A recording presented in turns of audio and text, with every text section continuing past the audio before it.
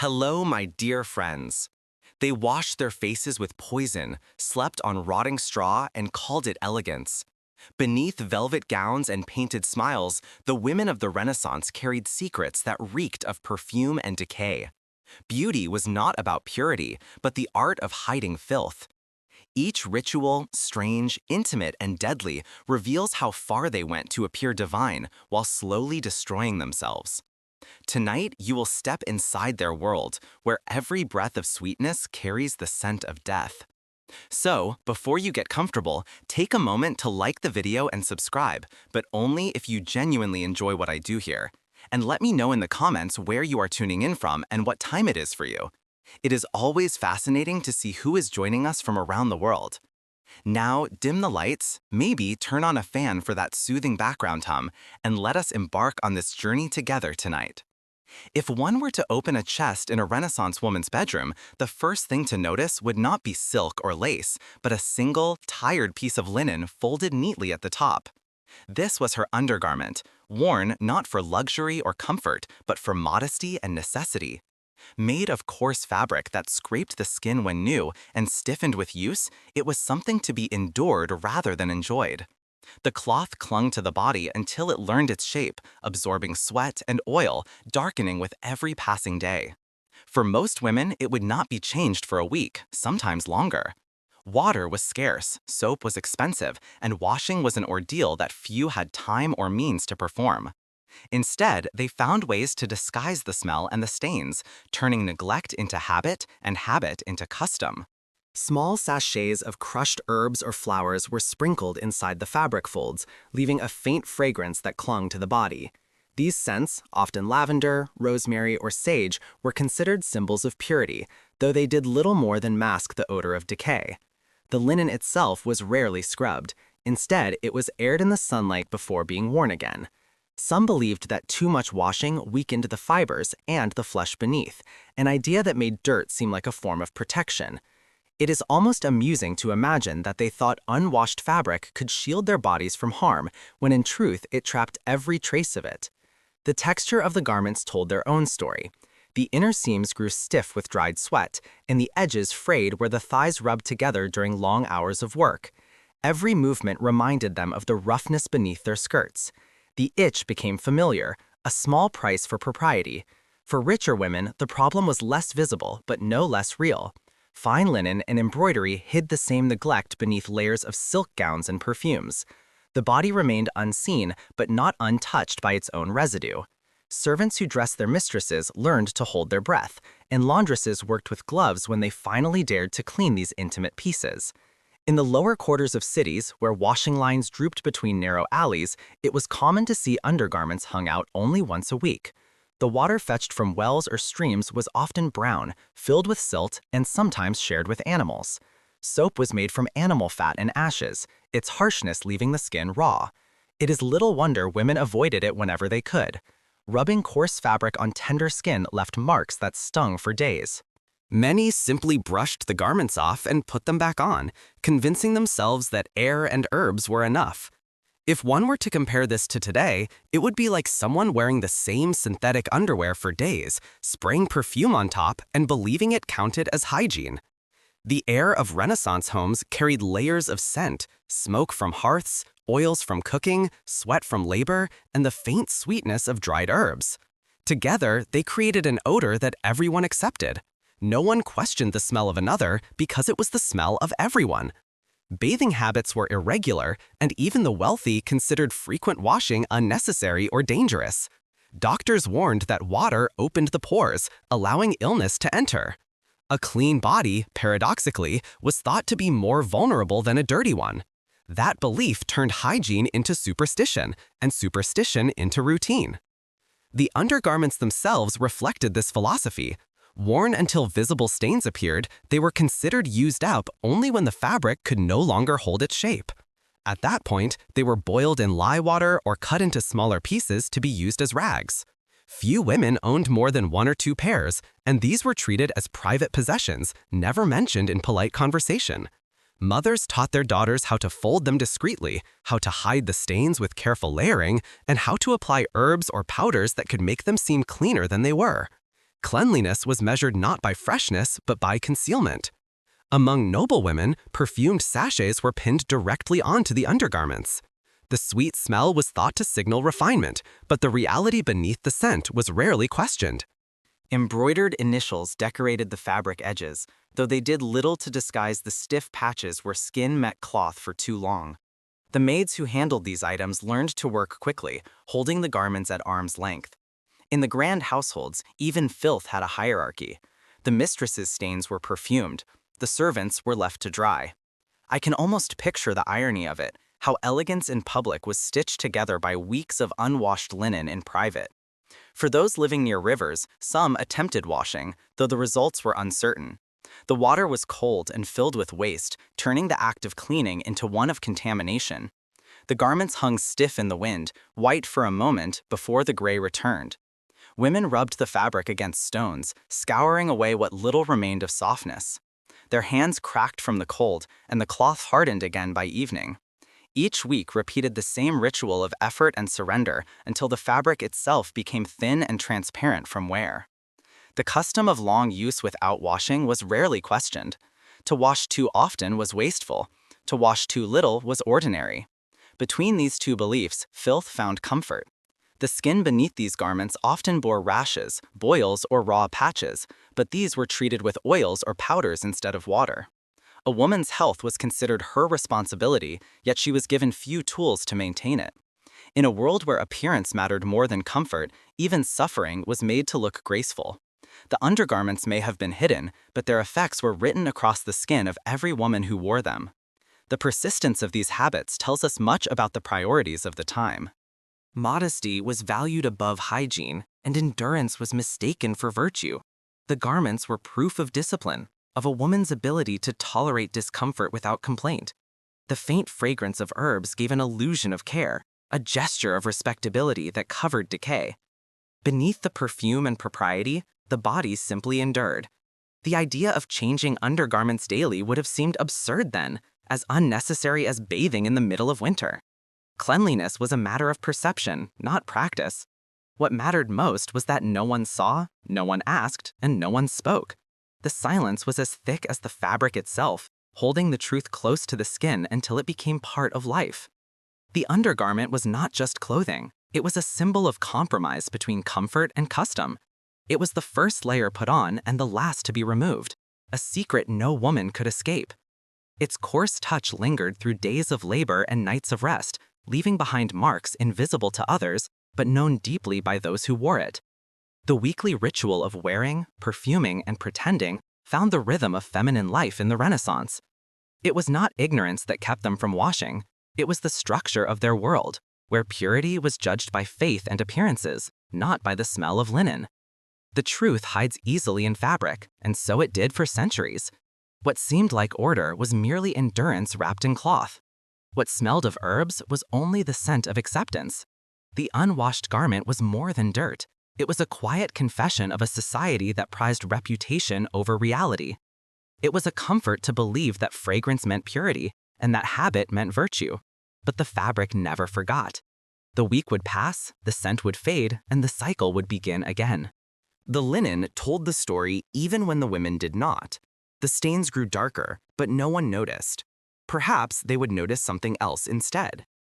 They did not bathe in clean water. What filled the wooden tubs of Renaissance homes was not a luxury, but a shared necessity.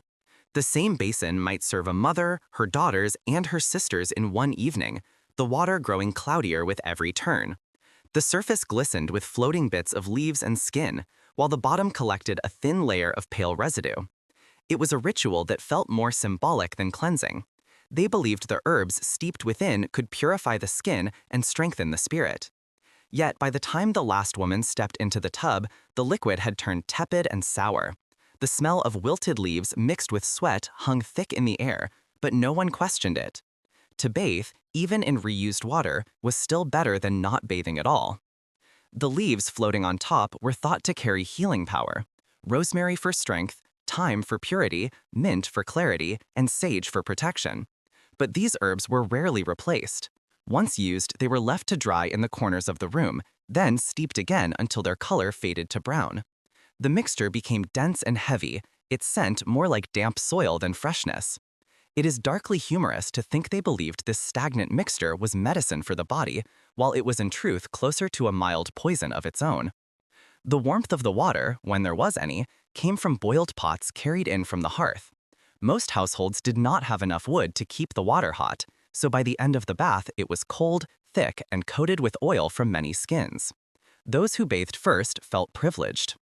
They dipped their hands gently into the herbal water and sighed as if absorbing health through the pores.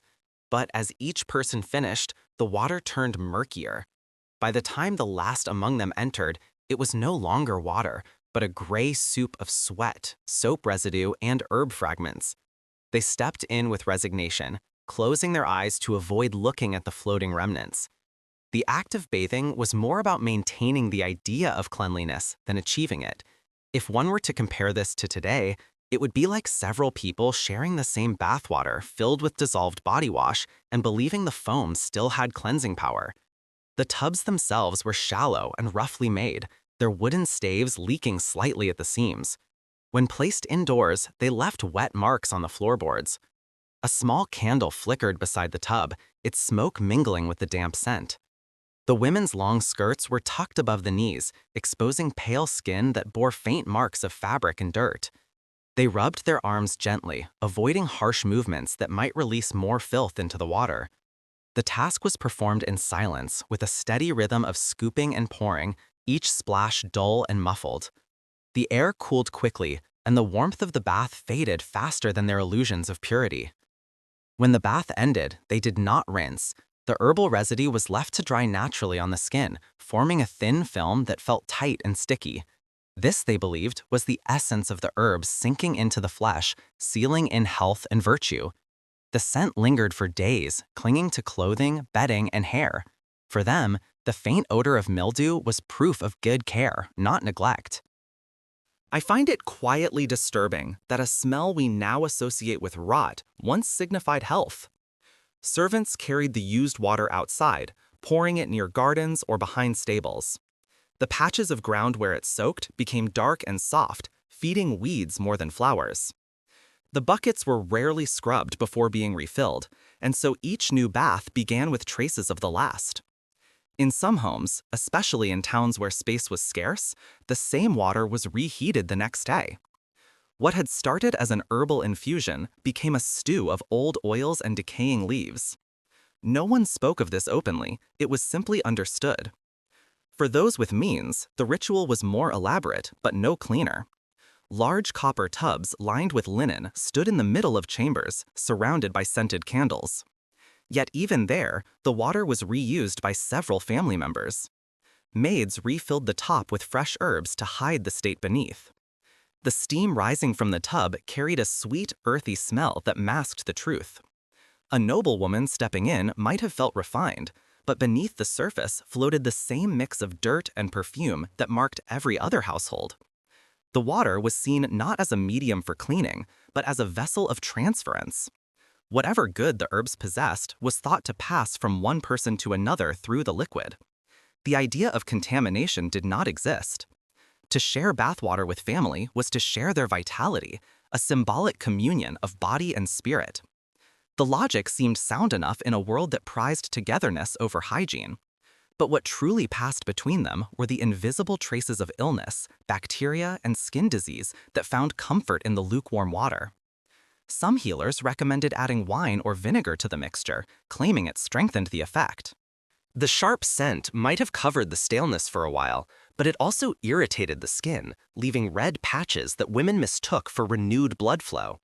They called it awakening of the skin, though it was closer to inflammation. To them, the pain meant the herbs were working. The greater the sting, the stronger the cure. Bathing, in this sense, was more performance than hygiene. It was done occasionally, sometimes weekly, often monthly, depending on water, weather, and will. The illusion of cleanliness mattered more than the result. Afterward, they dried their bodies with cloths that were seldom washed, rubbed oil on the skin to soften it, and dressed again in garments that carried the scent of the last bath. In the dim light of Renaissance homes, such rituals seemed beautiful. Only under daylight would one see the film of dirt still clinging to the flesh. The act of bathing together bound families and reaffirmed their customs. It was not ignorance alone, but the weight of belief that kept them from change. Cleanliness was measured in effort, not in purity. The more elaborate the ritual, the more virtuous it seemed, regardless of outcome. Water might have been foul, but intention was everything. The truth of those baths lies not in the herbs they used, but in the faith they placed in them. The baths were both comfort and confinement, a way to feel safe while living in filth. It was proof that illusion could be stronger than reality, and that scent could convince people they were pure. They shared the same water, the same faith, and the same mistake.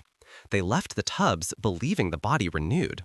Perhaps they did not notice what else stayed on their skin. They believed that clear liquids must be clean, and so they turned to what seemed pure. Instead of water, they reached for bottles of wine, old spirits, or the dregs of perfume left forgotten on their shelves. The scent rising from these bottles was sharp and sour, a mix of alcohol and decay. But to them, it carried refinement. They dipped rough cloths into the cloudy liquid and rubbed them across their skin, calling it cleansing. The sting that followed was proof of effectiveness. The redness that bloomed across the arms and neck felt like renewal, though it was only irritation. They did not wash to remove dirt, they washed to feel civilized. The rags they used were seldom clean. Torn pieces of linen or worn sleeves became their washing tools, soaked until dripping, then pressed over the body. The mixture of alcohol and residue left a sticky sheen that dried in uneven patches. Dust still clung to the skin, but the lingering scent of wine or perfume gave the illusion of freshness. It is strange to think that for them, smelling faintly of spoiled perfume counted as cleanliness, while the skin beneath still carried days of sweat. When perfume bottles ran low, they were never thrown away. Women added water or cheap spirits to stretch the last drops, shaking the mixture until a cloudy layer formed at the bottom. The thick residue was considered precious. It was rubbed onto wrists, necks, and even under the arms, believed to shield the body from bad air. The more oily the texture, the better the protection was thought to be. Over time, these layers hardened into a dull glaze.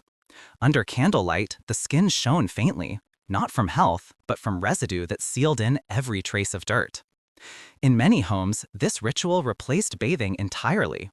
A full wash was rare and reserved for special occasions, but a daily wipe with alcohol or perfume was manageable.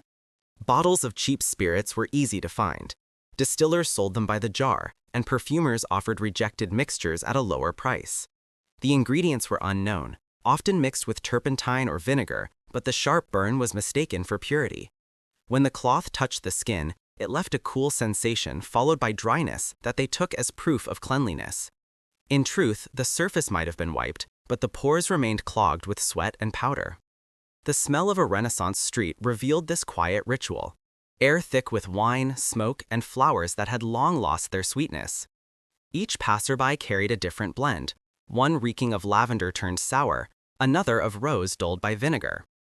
Together they created a fragrance that hovered between elegance and decay.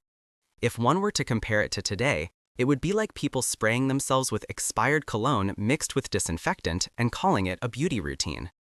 Those who could afford imported perfume treated it as a sign of sophistication. The bottles were small, made of colored glass with wax seals, and displayed proudly on dressing tables. But even these perfumes, heavy with oil and natural extracts, spoiled quickly in the heat. The scent turned metallic and the texture thickened. Yet no one dared to discard them. Waste was a greater sin than filth. The spoiled perfume became a kind of treasure, used slowly until it congealed into a paste. They believed its potency increased with time, as if aging transformed rot into luxury. The practice spread across social classes. In poorer homes, spirits replaced perfume entirely. Mothers soaked rags in wine and wiped the faces of their children, believing it would ward off sickness. The sting made the children cry, but they were told the pain meant health. The leftover liquid was poured into basins to wipe furniture and floors, making the entire house smell faintly of sour grapes. Cleanliness, in this sense, was a performance for the nose rather than the eyes. Doctors of the time wrote approvingly about the method. They warned that water softened the flesh and opened the body to disease, but alcohol, they said, closed it. This belief gave scientific weight to what was simply convenience. To wipe with wine was quicker than boiling water or preparing a bath. It also allowed people to appear refined with effort. The faint perfume masked both poverty and neglect. To smell sweet was to seem respectable, and that illusion mattered more than health. The cloths used in this ritual were rarely laundered. They hung beside mirrors, drying stiff with residue. Each morning they were re-wet and reused, spreading yesterday's filth into today's act of purity. The skin beneath grew dry, cracked, and sometimes infected, but the shine of perfume hid the damage. The woman powdered over the redness, calling it bloom. The cycle of concealment continued, each layer covering the last until the body itself seemed forgotten beneath it all. Within the walls of wealthier homes, the process was gentler but equally misguided. Servants warmed bowls of scented alcohol and brought them to their mistresses, who sat on cushioned stools while the liquid was applied with soft cloths. The servants' hands burned from repeated contact, their own skin peeling from the harshness. But the mistresses smiled, surrounded by fragrance, believing themselves pure. The scent filled the room, and for a moment it felt like grace. It is unsettling how easily ritual replaced reason. They valued the feeling of being clean over the act itself, trusting in smell more than sight. To wash with perfume was to borrow virtue from scent. It turned cleanliness into theater, something performed rather than lived. I cannot help but feel that their world was built on such illusions, where decay was disguised as delicacy, and the senses were deceived until they forgot the truth. The left behind were bottles half filled with cloudy liquids, rags stiff with residue, and skins that glowed faintly under the weight of false purity. They believed they were protecting themselves from disease, unaware they were sealing the very filth they feared beneath layers of scent. They wiped their bodies until the cloths grew dark. They breathed in the sweetness that masked decay. Perhaps they never noticed how the scent of wine always lingered longer than the illusion it carried. They looked down at their hands and saw pride where others might have seen dirt. To them, the color beneath the nails spoke not of labor, but of learning, a fine layer of dust, ink, and soot gathered with time, proof that the hands had touched parchment and books rather than soil. Clean nails were for servants and peasants, those who worked under the sun and scrubbed their fingers raw. The noble and the educated let theirs grow long, curved, and darkened at the edges. The stain was not shameful, it was a symbol, an unspoken mark of distance from toil. Women in particular guarded their nails as ornaments of refinement. They soaked their fingers in scented oils, not to clean them, but to soften the skin around them so the nails could lengthen undisturbed. The tips became brittle, catching the light in strange ways, yet breaking one was considered tragic. They would rather hide the hand than trim it. Some even rubbed charcoal dust into the nail beds to deepen the shade, a deliberate display of sophistication. It is almost comical that what we would call filth today was once paraded as a token of culture and grace. In parlors and drawing rooms, pale fingers adorned with dark nails rested upon embroidered sleeves. When they gestured, the contrast was striking. White lace, ivory skin, and a crescent of black beneath each fingertip. Those marks came from ink, spices, or the smoke of candles that clung to the body. The scent of oil, ash, and perfume mixed into something uniquely human and faintly unpleasant. Yet to them, it was the perfume of intellect. To cut the nails was to erase that identity, to strip away evidence of refinement. Among men, the custom took on a scholarly tone. Long nails implied hours spent writing or reading by lamplight. They were evidence of a life untouched by labor, the privilege of thought over sweat. Some scholars boasted of nails so long they left marks on the paper as they wrote. They saw these smudges as their signature, an accidental flourish born of wisdom. When the ink stained their fingertips, they simply wiped them on cloth or the hems of their sleeves. The stains became part of their uniform. In crowded homes where food was eaten by hand, the nails trapped the scent of every meal. Grease, herbs, and smoke settled beneath the edges, clinging for days. Instead of washing, they masked the odor by pressing small scraps of perfumed cloth into the hollow space between the nail and the skin. This habit was common among noble women, who believed that fragrance signaled purity. The cloth darkened and crumbled with time, replaced only when it fell out. What began as a mark of delicacy became a small pocket of rot. If one were to compare it to today, It would be like people stuffing fabric softener sheets under their fingernails to hide the smell of spoiled food. The nails themselves grew thick and uneven from neglect. Without trimming, they developed ridges and cracks that caught dirt easily. When the weather turned cold, the tips turned pale blue from poor circulation, and rings of soot formed around the cuticles. Yet in portraits, these hands were painted with care, resting lightly upon books or fans, symbols of quiet dignity. Artists softened the details, turning the blackened crescents into gentle shadows, preserving the illusion of beauty. Servants who tended to their master's hands often found the task unpleasant. To file or polish such nails meant scraping through layers of grime. They worked silently, careful not to offend, while the air filled with the smell of perfume and decay. In wealthier homes, servants wore gloves for this task, not to protect the nails they cleaned, but to protect their own skin. The irony was not lost on them. They scrubbed the filth of those who never touched soil, yet their own hands were the cleanest of the two. Physicians of the time wrote little about the health of nails, except to note that discoloration showed an excess of bile or heat in the blood. Rather than recommending cleanliness, they prescribed perfumes or ointments to cover the appearance. The idea of washing hands thoroughly was almost foreign. Water was for the face, sometimes the neck, rarely for the nails. Many believed washing too often weakened the mind. If intellect was sacred, then the dirt it left behind was sacred too. Even at gatherings, when fingers dipped into shared dishes, no one recoiled at the sight of grime beneath the nails. To question another's cleanliness was to insult their status. People accepted the mingling of food and residue as part of the meal. The smell of roasted meat, wax, and human touch blended into one indistinct aroma that filled the halls. The elegance of the feast was meant to disguise the nature of the hands that served it. Some women painted their nails with herbal mixtures to strengthen them. The ingredients often included ash, vinegar, or powdered lead. These concoctions added color but corroded the surface over time, leaving streaks of gray. When the nails cracked, they wrapped them in thin strips of cloth and continued as before, unwilling to surrender their symbol of refinement. The appearance of effortlessness mattered more than the effort to stay clean.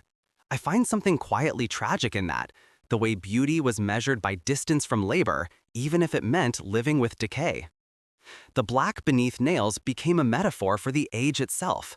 Behind every polished exterior lay a layer of neglect. The Renaissance celebrated art, intellect, and elegance, yet beneath it all was a comfort with filth that clung to every surface. They admired their hands not because they were clean, but because they were untouched by necessity. To work was to fall from grace. To let dirt settle was to prove one's superiority. The sight of such hands tells a story of contradiction.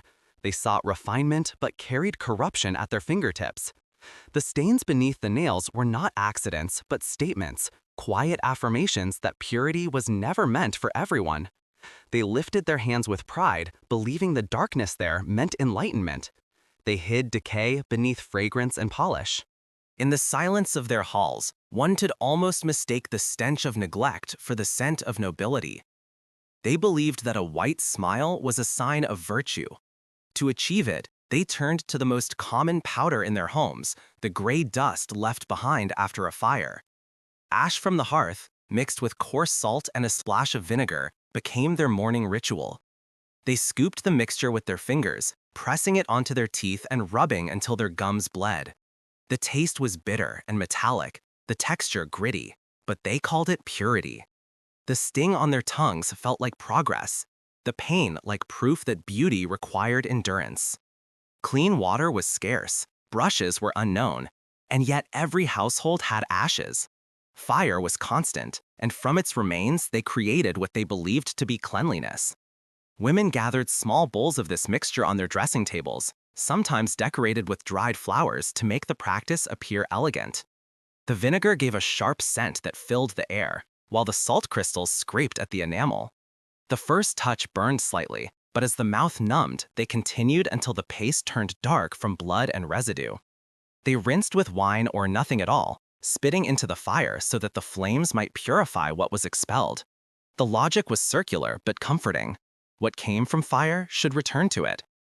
It is almost absurd that they used the ashes of burnt wood to achieve brightness, thinking destruction could somehow create beauty.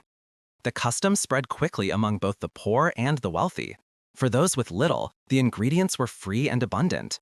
For the wealthy, the method carried the charm of simplicity, a connection to rustic virtue wrapped in refinement. Servants prepared the mixture each morning, stirring ashes into vinegar until it hissed softly. The bowl was passed from one person to another, each dipping their finger into the same gray sludge. To share it was to share a family ritual, even if it carried invisible harm. The salt wore away at the enamel, the vinegar eroded what remained, and soon the once white teeth dulled into yellow shards. Yet this damage was slow, almost invisible day by day, hidden beneath polite smiles and powdered faces. In paintings and portraits, the smiles were always closed. Artists knew better than to show what lay behind the lips. The ideal of beauty remained intact because it existed only in theory. In reality, teeth darkened with decay, gums receded, and mouths carried a sour scent of vinegar and ash. But to admit this would have broken the illusion of grace. Instead, women chewed herbs or cloves to mask the taste, holding the spice between their teeth until their mouths burned. Cleanliness, as ever, was measured by scent, not health. If one were to compare it to today, it would be like people scrubbing their teeth with powdered charcoal in bleach, mistaking the burning for proof that it works. Some even swallowed the mixture intentionally. They believed that ash cleansed the body from within, that swallowing a small amount of burnt matter could clear the eyes and purify the stomach. The thought was strange but persistent. They connected the white smoke of fire with clarity of vision, convinced that by consuming its remains, they could absorb its purity. A few took pride in their discipline, claiming that those who could bear the taste would live longer. In truth, the mixture burned the throat, upset the stomach, and left a bitter dryness that lingered for hours. But belief is often stronger than discomfort, and the ritual continued. Over time, their mouths grew tender, gums swelled, and teeth loosened. Yet they saw these signs not as harm, but as cleansing. Blood on the cloth was interpreted as proof that bad humors were leaving the body. Pain meant success. They leaned into the discomfort, praising endurance as virtue. When a tooth fell out, it was seen as a sacrifice to beauty, a price willingly paid for purity. I can almost feel a strange sadness in it, how they confused destruction for refinement, turning pain into a symbol of grace. Merchants seized upon the fashion, selling jars of purified ash at the markets. The packaging bore drawings of radiant smiles and poetic inscriptions about the fire's purity. In reality, it was no different from what lay in every hearth, only repackaged and perfumed with a trace of rosemary or clove. The illusion of improvement was enough to justify the price. Buyers felt comforted by the scent, by the promise written on the label, by the idea that something purchased must surely be better than what they could make themselves. In noble households, this ritual became part of the morning routine alongside dressing and prayer. Ladies sat before mirrors, dabbing gray paste on their teeth with a folded cloth, then pressing a perfumed rag to their lips to cover the smell. The servants stood nearby, holding silver cups for rinsing, pretending not to notice the gray streaks left behind on the fabric. The air filled with a sharp smell of vinegar and faint smoke, mingling with the scent of powder and perfume. Beauty was achieved through discipline, and discipline was worth pain. By late adulthood, few had teeth left to polish. Smiles grew cautious, laughter restrained. Meals were soft, soups and porridges that required no chewing. Yet even then, the habit endured. Some continued to rub their gums with ash, believing it kept their breath pure for prayer. The ritual had outlived its logic, surviving through habit and pride. The gray dust of the hearth had become a symbol of care, an inheritance passed from mothers to daughters. The history of their smiles reveals more than vanity. It shows a faith in visible purity, in effort that could be seen and smelled, even if it caused pain. They could not imagine cleanliness without abrasion, or beauty without suffering. What mattered was not the result, but the act itself, repeated until it felt natural. The ashes that blackened their tongues were the same ashes that comforted their minds. They rubbed their teeth until their gums burned raw. They smiled through the sting, convinced it was virtue. In the quiet glow of the fire, no one questioned why purity had to taste like smoke. They believed that the secret to beautiful hair was hidden in the simplest of ingredients. In kitchens that smelled of smoke and damped wood, women whisked together raw eggs and ground corn, creating a thick yellow mixture that clung to the spoon like glue. The bowl was warm to the touch, its surface glossy and alive. They called it nourishment, a treatment passed down through families and praised for its promise to make hair shine. The idea of washing it out seemed foolish to them. The longer the mixture stayed, the deeper they believed its power would sink into the scalp. They rubbed it in slowly, parting their hair with wooden combs, letting the sticky paste slide through their fingers. The sound was soft and wet, a quiet rhythm that filled the small rooms where they worked. Once the mixture covered every strand, they wrapped their heads in cloth and waited. Hours passed. The air grew thick with the faint scent of egg, sharp and sour as it dried. The paste hardened, pulling at the roots until every movement of the head felt like a reminder of patience. When the cloth was finally removed, the hair stood stiff and dull at first, then softened with the warmth of their hands. They saw the result and called it success. It is strange to think that what began as a breakfast ingredient became a beauty secret, as though nourishment could travel backward from food to flesh. The scalp beneath, however, did not always agree. The mixture trapped heat and sweat gathered underneath, mixing with egg and oil. When they scratched their heads, flakes of dried corn fell like dust onto their shoulders. Yet they were convinced the discomfort meant the treatment was working. The tighter the scalp felt, the healthier the hair must be. They called this tension firmness of the roots, believing that pain ensured strength. When the weather turned warm, the mixture fermented, releasing a scent that filled the air around them. To those nearby, it was unpleasant. To them, it was proof that the recipe was alive. For those who could afford perfume, a few drops were added to the mixture to hide the smell. Rosewater, lavender, or even vinegar might be poured in, though it only added another layer to the sourness. The scent clung to their pillows, to their combs, to the rooms where they slept. Servants complained of the lingering odor, but they were ignored. The fragrance of success, however strange, was not to be questioned. If one were to compare it to today, it would be like coating hair with raw dough and perfume, then mistaking the rising smell of fermentation for beauty. The process was slow and methodical, a ritual rather than a necessity. Women sat before mirrors with patience, smoothing the thick paste through their hair as if tending to something sacred. The texture changed under their touch, from slick to grainy, from soft to brittle. They watched as the mixture dried into pale streaks along the strands, giving a faint shimmer in the candlelight. When it was finally set, they combed through it gently, shaking loose corn crumbs that fell like pale snow onto the floor. Each piece that broke away revealed a little more of the hair beneath, oily, stiff, and faintly yellowed, but shining enough to satisfy the eye. In wealthier homes, maids performed the treatment for their mistresses. They stood behind them, carefully applying the paste while trying not to breathe too deeply. The scent of eggs was heavy and sweet, layered with the faint musk of perfume. When the mixture dried, it cracked slightly, leaving a fine powder on the shoulders of the noble women who wore it like invisible dust. Still, they walked with confidence, convinced that the smell of fermentation was the scent of care. The hair itself suffered under this devotion. The scalp became tender and inflamed from repeated use, and strands broke from dryness where the mixture hardened too much. But the women did not stop. They believed that beauty demanded endurance, that all discomfort was temporary and worthwhile. They combed, scraped, and reapplied until their hair lay flat and glossy, even as the roots weakened beneath the weight of habit. I find it quietly unsettling that they mistook the signs of decay for proof of beauty, unable to see that the shine they admired came from the residue of rot. For poorer families, the same practice took place with fewer ingredients. Cornmeal replaced fine powder, and water replaced perfume. The result was grittier, heavier, and far more pungent. They dried their hair by sitting near open windows, letting the sun do the work. The heat thickened the air around them, and soon the smell of sour egg filled the street. Children laughed and teased, yet the women smiled. To them, it meant the treatment was effective. Every odor was a signal that the hair had been fed. When the weather was damp, the scent never left. Rain brought it back to life, softening what had hardened days before. The smell followed them everywhere, into churches, markets, and beds. Even their husbands, used to the scent of smoke and sweat, noticed the difference. But still, the ritual continued. It was not vanity alone that sustained it. It was faith in tradition, a quiet obedience to what mothers and grandmothers had promised.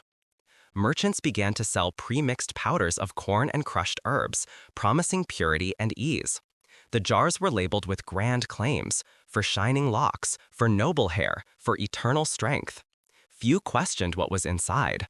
The idea of a miracle in a bowl was easier to believe than the truth of rotting eggs and sour air. They stirred the powder, added eggs, and repeated the cycle. Each application renewed not just their hair, but the illusion that they were preserving their beauty. By night, as they unwrapped their hair, the mixture cracked and fell away like dry plaster. The pillowcases bore stains. The sheets carried the scent of vinegar and decay.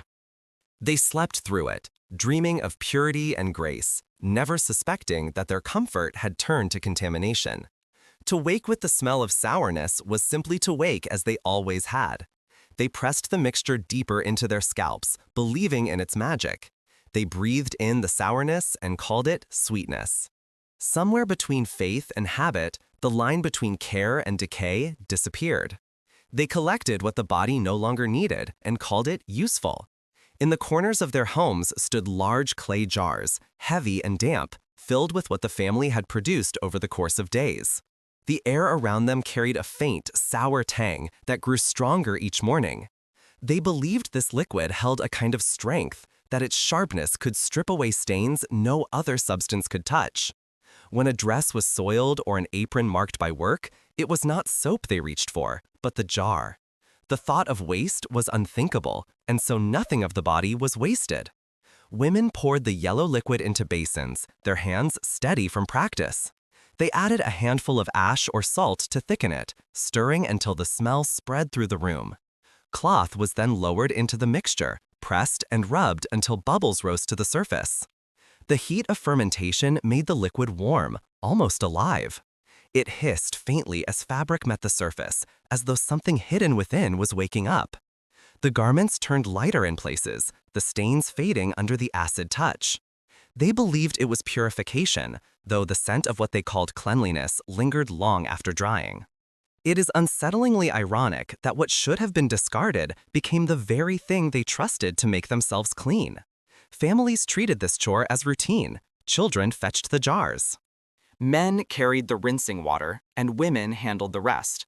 When the jar ran low, they filled it again, waiting for it to sit long enough to ripen. Fresh liquid was too mild. Old liquid, pungent and sharp, worked best. They understood its stages as carefully as a cook understands a recipe. The smell of ammonia rising from the clay was the sign of readiness. Once it burned the nose, they knew it would clean. Clothing steeped for hours, sometimes overnight, before being beaten against stones or rubbed between the hands. The sound echoed through courtyards and backyards, a rhythm of labor that mixed with the cries of animals. The fabrics grew soft and pale again, though the odor clung. To fight it, they hung the garments near the stables, letting the smell of hay and manure disguise the truth. From a distance, the sight looked peaceful, sheets flapping gently beside barns, sunlight shining through them. Up close, the scent told another story entirely. In towns, washerwomen gathered near rivers where the water carried away what they did not wish to keep. They worked elbow-deep in the mixture, splashing and wringing. Their hands cracked and grew raw from the harshness. The smell clung to their skin long after the work was done. Still, they were proud of their craft. A clean dress was proof of diligence, no matter the method. They laughed as they worked, numb to the odor, blind to the irony. If one were to compare it to today, it would be like people scrubbing their clothes with chemical waste and feeling proud of how bright they look afterward. The wealthy were no strangers to this practice. Their laundresses did it for them, hidden behind stone walls or in basements where the smell could not reach the upper floors. Fine garments of silk and linen were dipped carefully, turned over with wooden sticks so that no hand would directly touch what belonged to the mistress. When the work was done, scented oils were sprinkled over the drying fabric. The result was deceptive. A gown could smell faintly of roses and still carry the memory of the jar. The practice was ancient and efficient, passed down through generations without question. People knew that water alone could not remove oil or blood, but urine could. Its acidity made it powerful, and power was valued more than comfort. They accepted its sting, its smell, and its strange warmth as part of the process. Cleanliness was not about scent, it was about effort. The harder the task, the purer the result. I cannot help but feel that their idea of purity was never about what was real, but what could be endured. After washing, they carried the basins outside, pouring the cloudy remnants onto dirt roads. The liquid darkened the soil and drew flies. In winter, the smell froze into the air, sharp and unmistakable. Travelers passing by knew when laundry day had come simply from the sting in their noses. Yet within those homes, no one found it strange. It was simply life. Another rhythm of necessity that no one thought to question. The clothes dried stiff under the sun, their fibers hardened by salt and time. When folded, they creaked faintly, leaving faint streaks on hands that touched them. But they looked clean, and that illusion was enough. To wear them was to wear the scent of labor disguised of virtue. Women pressed the fabric to their faces and inhaled the faint trace of what they believed to be purity. In the great houses, where image meant everything, servants kept smaller jars hidden from sight. They refilled them quietly, replacing lids before guests arrived. The stench that filled the lower corridors never drifted to the grand rooms above.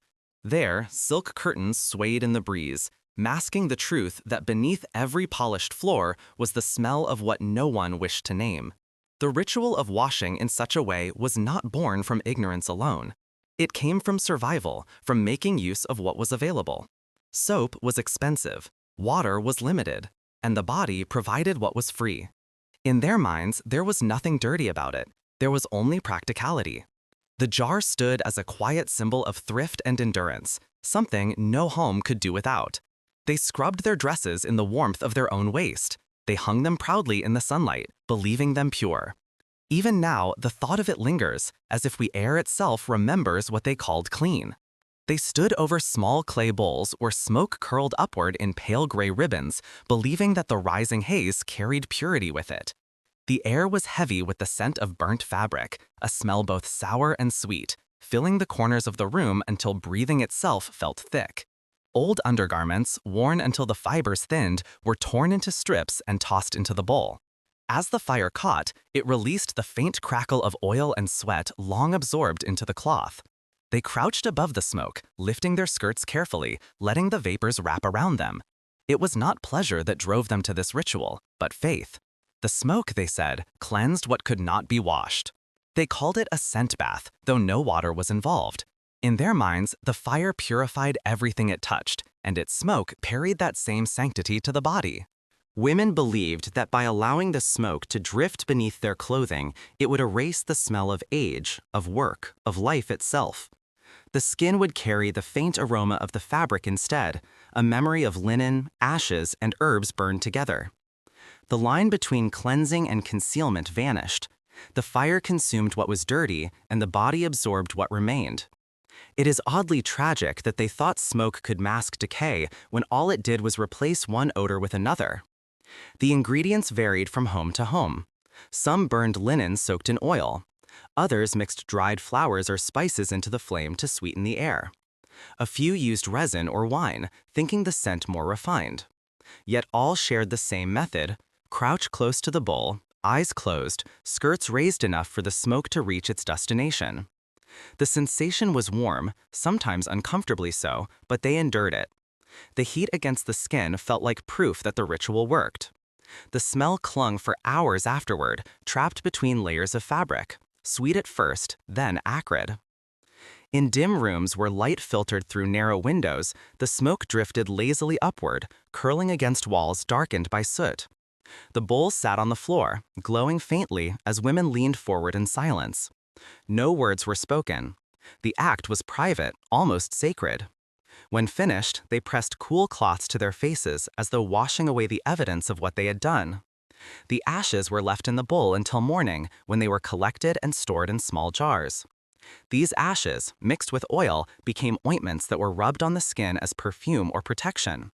If one were to compare it to today, it would be like people burning their used clothing for fragrance and believing the smoke carried luxury. The practice was not limited to the poor. Even in wealthy homes, women sought this strange form of cleansing. Perfume was costly, and real baths were rare, so the ritual served as a compromise.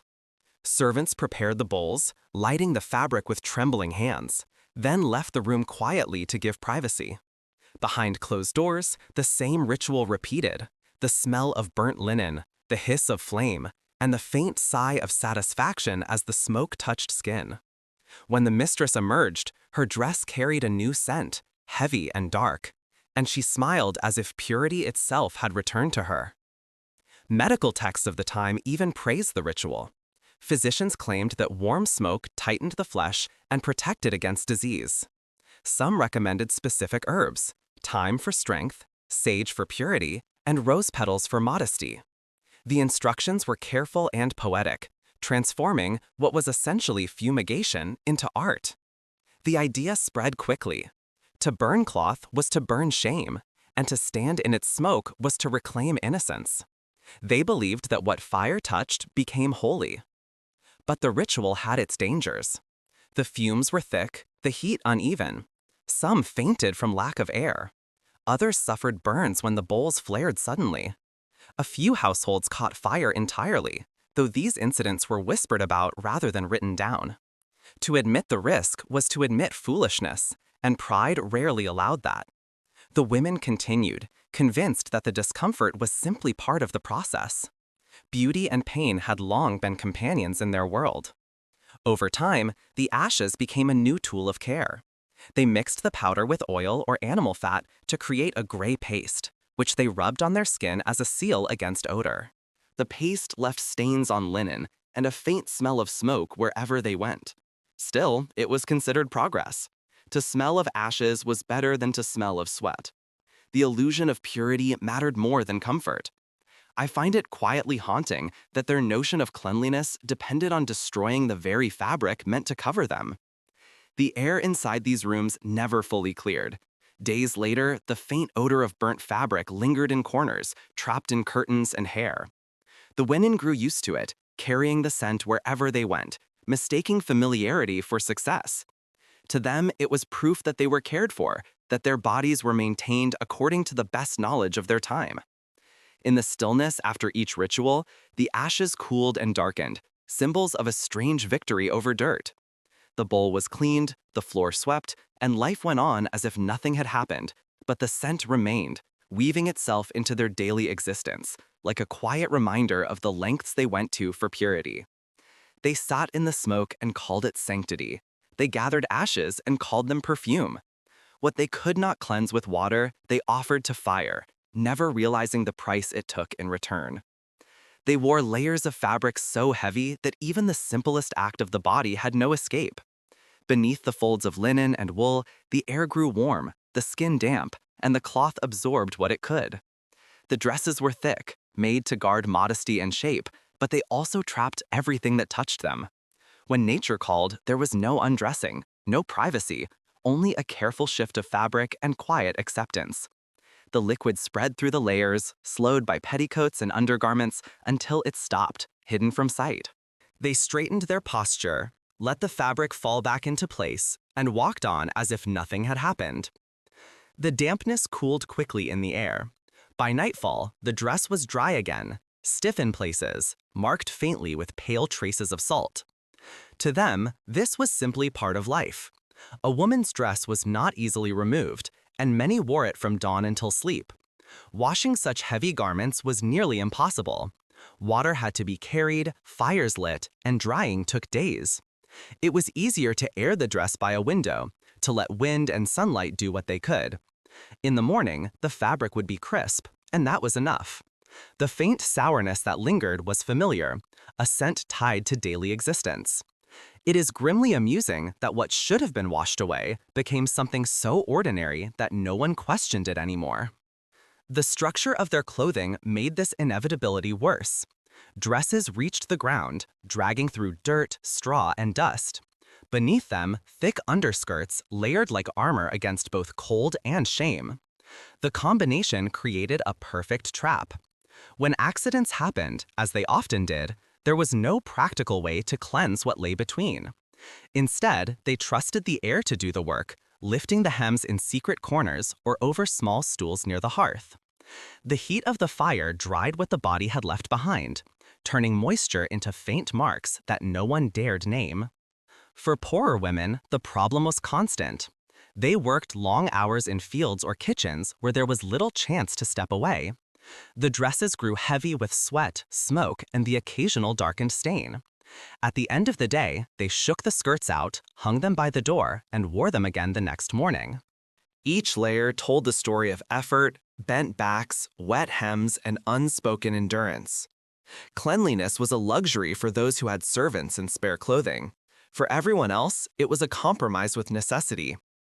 The faint salt lines left by dried urine appeared like ghostly patterns against the darker fabric. Under candlelight, they shimmered slightly, forming pale crescents at the folds of the skirt. Some took it as a sign that the garment had been well worn, evidence of honest labor. Others simply ignored it. The smell was muted by time, blending with the scent of sweat, wood smoke, and herbs. In homes where the air was thick with daily life, no one noticed anymore. The boundaries between dirt, scent, and self dissolved completely. The wealthy, for all their refinement, were not immune to the same practice. Their dresses were heavier still, layered with silk and velvet, impossible to wash without damage. When accidents occurred, maids blotted the fabric with cloth and sprinkled scented powders to disguise the stain. The gown was then hung near the fire, left overnight until dry. The next day it was worn again, perfume covering the faint bitterness that remained. No one spoke of it. Cleanliness in that world was a matter of appearance. So long as the smell was hidden and the fabric shimmered, all was well. If one were to compare this to today, it would be like re-wearing clothes soiled with sweat and urine, spraying them with air freshener, and calling them clean. In towns and villages, the scent of drying dresses was unmistakable. Women hung their garments on lines beside barns, where wind mixed the odor with that of hay and livestock. The sight was ordinary, heavy skirts swaying, white traces gleaming faintly under the sun. Stray dogs sniffed the hems, birds landed on the lines, and the air grew thick with warmth and musk. No one minded. It was simply the smell of home. To complain would be to insult everyone at once, for all shared the same routine. Physicians rarely spoke of hygiene in such matters. They considered it a private domain, something beyond their concern. Instead, they prescribed herbs and powders to strengthen the air of the body. Lavender, sage, and dried rose petals were sewn into small pouches and hidden between the skirts. The scent mingled with what lay beneath, creating a perfume both pleasant and sour. It was less a disguise than a declaration of endurance. Over time, the fabric itself changed. Stains hardened the fibers, making the skirt stiff at the edges. The lower hems grew brittle, curling slightly from repeated drying by fire. When the wind blew, the folds crackled faintly, as if whispering secrets of the life they had absorbed. The dresses became archives of habit, keeping traces of every day within their weave. Yet to the women who wore them, this was not filth. It was simply the texture of existence. I find it strangely human that they could live surrounded by such discomfort and still see themselves as proper, so long as others did the same. The belief that odor equaled shame never fully took hold. Instead, they accepted scent as a natural part of life, something that marked presence and persistence.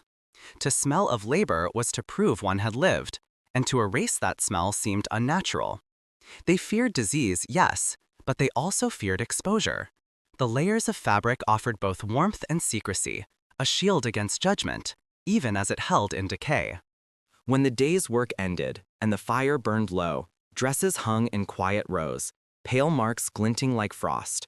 The room filled with the mingled scent of fabric and smoke, a stillness that felt almost comforting.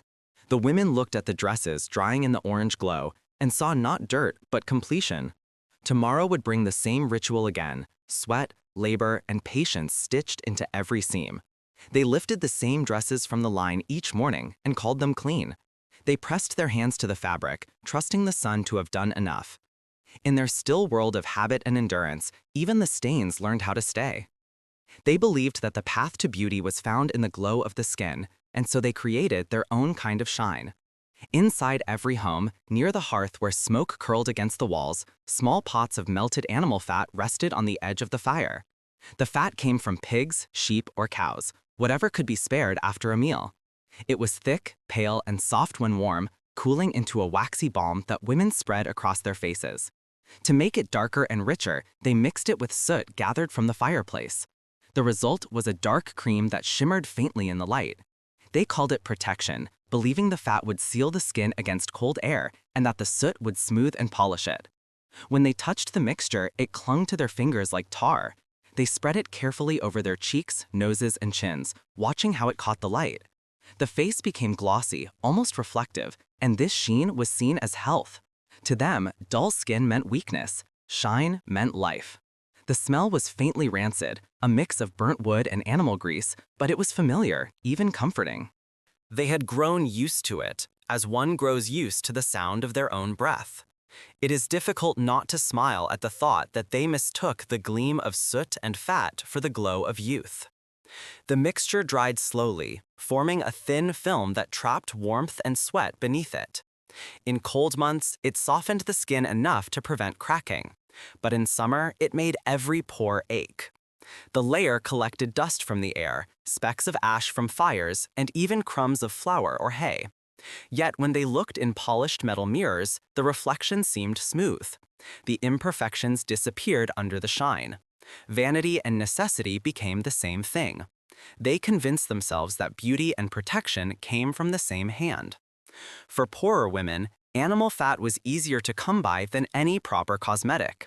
They stored small lumps in clay pots hidden from insects and heat, melting a little each morning with warm water or oil.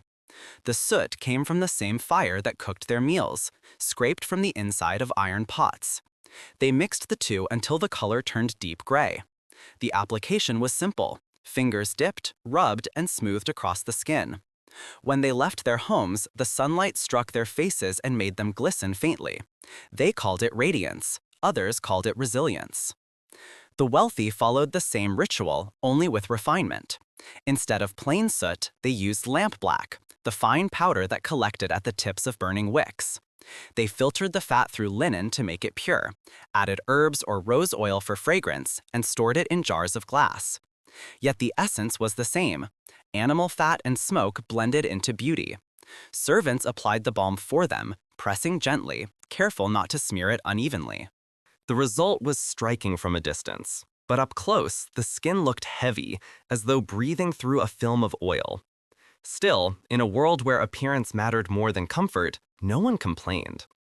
If one were to compare it to today, it would be like smearing cooking grease mixed with chimney dust on the face and calling it skincare. The layer of fat did more than shine. It trapped the scent of the home, of smoke, herbs, and daily labor. It carried with it the memory of the fire that birthed it. When they touched their faces, their fingers came away darkened. Some dabbed powder over the top to fix it in place, but this only added another layer of residue. The face became a canvas of soot, oil, and dust, each stroke a testament to the belief that protection came from covering, not cleansing. At night, they rarely washed it away. Removing the balm required water, and water was reserved for more urgent needs. Instead, they wiped with a cloth, spreading the mixture thinner, but never truly removing it. The fabric came away streaked with brown and black, leaving faint marks on pillows and bed linens.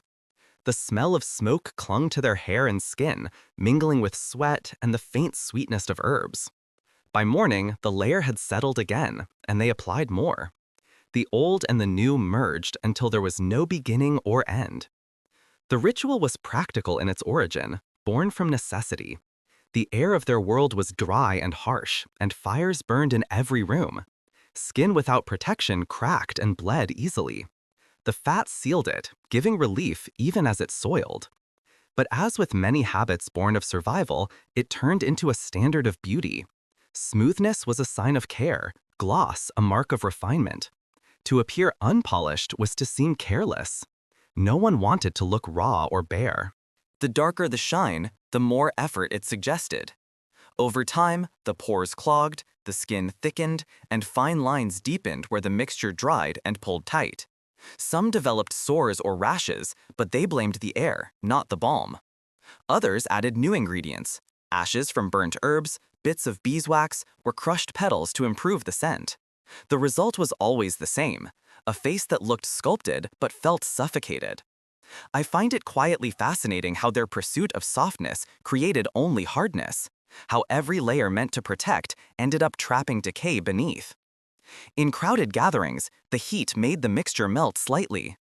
Beads of grease slid down necks and foreheads, glistening in candlelight. Yet this sheen was admired, envied even. The women dabbed gently with cloths to smooth it back into place, pretending not to notice the streaks it left behind. The smell of burnt fat lingered in the air long after the gathering ended. The next morning, they would return to the same mirror, the same jar, and begin again. Habit had turned into faith, and faith into ritual. The faces that once felt alive beneath the soot now seemed carved from it, their softness long replaced by the endurance of repetition. They painted their faces with fire and called it beauty. They carried the scent of smoke as if it were silk and perfume. In their quiet devotion to the glow of the skin, they forgot how real light was meant to feel. They had no brushes, no powders, no mint to chase away the smell of sleep. So each morning began with a strange ritual of scent and silence. Women would wake, rinse their mouths not with water, but with a small sip of wine or vinegar, and then reach for the petals kept in tiny bowls beside their mirrors. Dried rose, lavender, or sometimes small scraps of perfumed cloth, each piece was folded or rolled carefully before being pressed between cheek and gum. It was meant to freshen the breath, to bring sweetness where decay lived, but the sweetness never lasted. The flowers softened against the warmth of the mouth, their scent fading until it mingled with the sourness they were meant to hide. The act was slow and deliberate, performed with the same care as dressing or combing the hair. They believed that fragrance, however faint, was a mark of virtue. A woman who smelled of flowers, they said, carried purity in her breath. But purity was hard to fake when no real cleansing followed. Without toothbrushes, residue from food and wine clung to their teeth. At night, saliva thickened into foam that coated the tongue. In the morning, they spat it out, then replaced it with perfume disguised as comfort. The illusion was simple. Scent meant civility. It is almost pitiable that they trusted petals to do what water and care could not, as if elegance could conquer rot. Petals were chosen with precision. Roses were most common, though violets and orange blossoms were praised for their rarity. Poorer families used small scraps of scented linen cut from old garments or soaked in oil. Some even used paper sprinkled with herbs, chewing it gently until it softened. The material did not matter as long as it filled the mouth with something that smelled cleaner than life itself. They tucked it inside and smiled, careful not to speak too loudly. The petal pressed against the teeth, releasing faint moisture, while the other side of the mouth tasted of iron and sleep. In the markets, sellers offered jars of dried petals wrapped in wax paper. The fragrances were mixed with dust from the stalls, yet women bought them eagerly. The promise of refinement outweighed any suspicion. When they smiled, a faint floral scent followed, masking the truth only for a moment. Those close enough to notice knew that sweetness and rot shared the same breath. Still, politeness required pretending otherwise. If one were to compare it to today, it would be like walking around with a perfumed cloth in the mouth to hide the taste of decay. The wealthy turned the habit into a ceremony. Servants carried small glass boxes filled with dried petals, offering them after breakfast. Mistresses selected the color according to their gowns, pressing pink roses for calm days, violet for morning, and orange blossom for visits. The petals were not chewed, only held in place, soaking slowly in saliva until their fragrance faded. When they spoke, the voice came out softer, muffled by the presence of the flower. It was said to make their tone more graceful. The faint wet sound of shifting petals became part of the conversation, unnoticed after generations of habit. But as the day went on, the perfume soured. Mixed with the taste of old food and the damp air of unwashed mouths, it grew heavy and bitter. The same petal that had begun fragrant turned dark and limp by evening. Some replaced it with another before dinner, while others kept it until morning. The cloths used by poorer women hardened into small wads, their corners frayed and gray. They carried them for days, hidden beneath polite smiles. Doctors of the period believed that breath revealed the health of the soul. A sweet mouth meant inner virtue, a foul one, moral corruption. This belief turned hygiene into morality, and morality into performance. Women carried perfume in their mouths the way they wore jewelry, an ornament, not a cure. The irony was cruel. What began as an attempt at civility only worsened the smell. The mixture of decaying petals and stagnant moisture created an odor far worse than before, though few dared to admit it. I find it quietly grotesque how something meant to soften their presence only made their humanity more unbearable. At home, after long meals of meat and wine, the air filled with the mingled scent of smoke, sugar, and breath. The petals inside their mouths wilted completely, dissolving into paste. They spat them into the fire before bed, watching the small hiss of steam as they vanished. The next morning, the ritual began again. New flowers, same promise. The repetition gave comfort, a rhythm that felt civilized, even in decay. Men followed similar habits, chewing clove or anise seeds, their sharp taste cutting through wine and tobacco. But women clung to flowers, believing softness better suited them. A woman's breath was supposed to carry grace, not honesty. The petal, no matter how withered, served as a veil between her and the world, between what was real and what must remain hidden. In the streets, the faint perfume of wilted flowers drifted through the air, a collective fragrance of attempts at purity. Every breath seemed to carry both sweetness and ruin, as if the whole society had learned to inhale deception and exhale denial. The illusion endured for centuries, unchanged by knowledge or discomfort. It became as natural as breathing itself. They pressed flowers between their teeth and called it refinement. They swallowed the fragrance until it turned sour. The air around them must have been beautiful to imagine, but unbearable to breathe. They whispered of a secret that promised youth, one that came not from nature's garden or the apothecary's jar, but from within their own bodies. The belief was simple and strange. The blood that marked a woman's cycles of life was not waste, but power.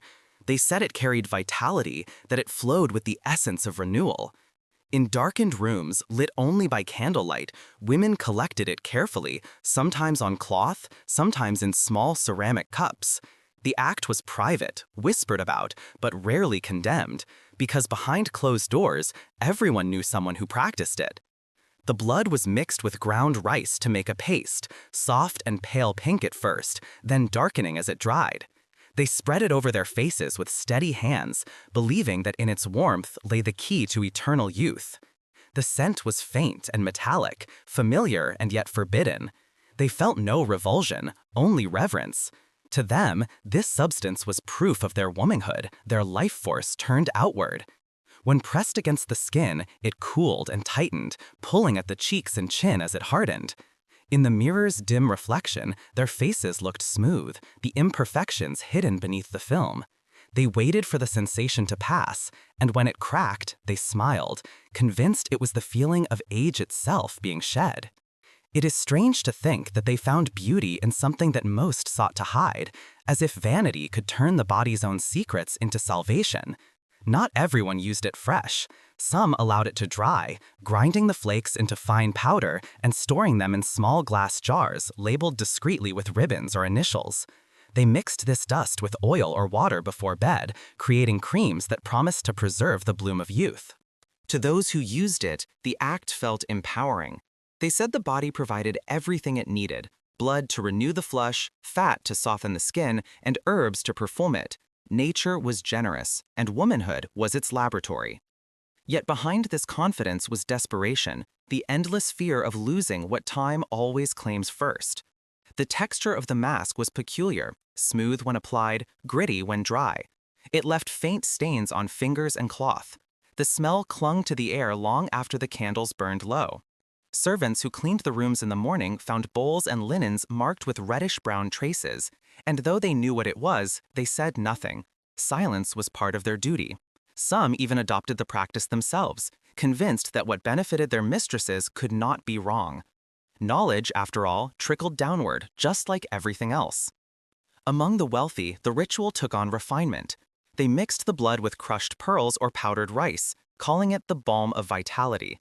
The pale hue disguised its origin, making it easier to display without shame. Physicians, always eager to justify the habits of the rich, claimed that menstrual blood contained warmth and life energy, perfect for stimulating the complexion.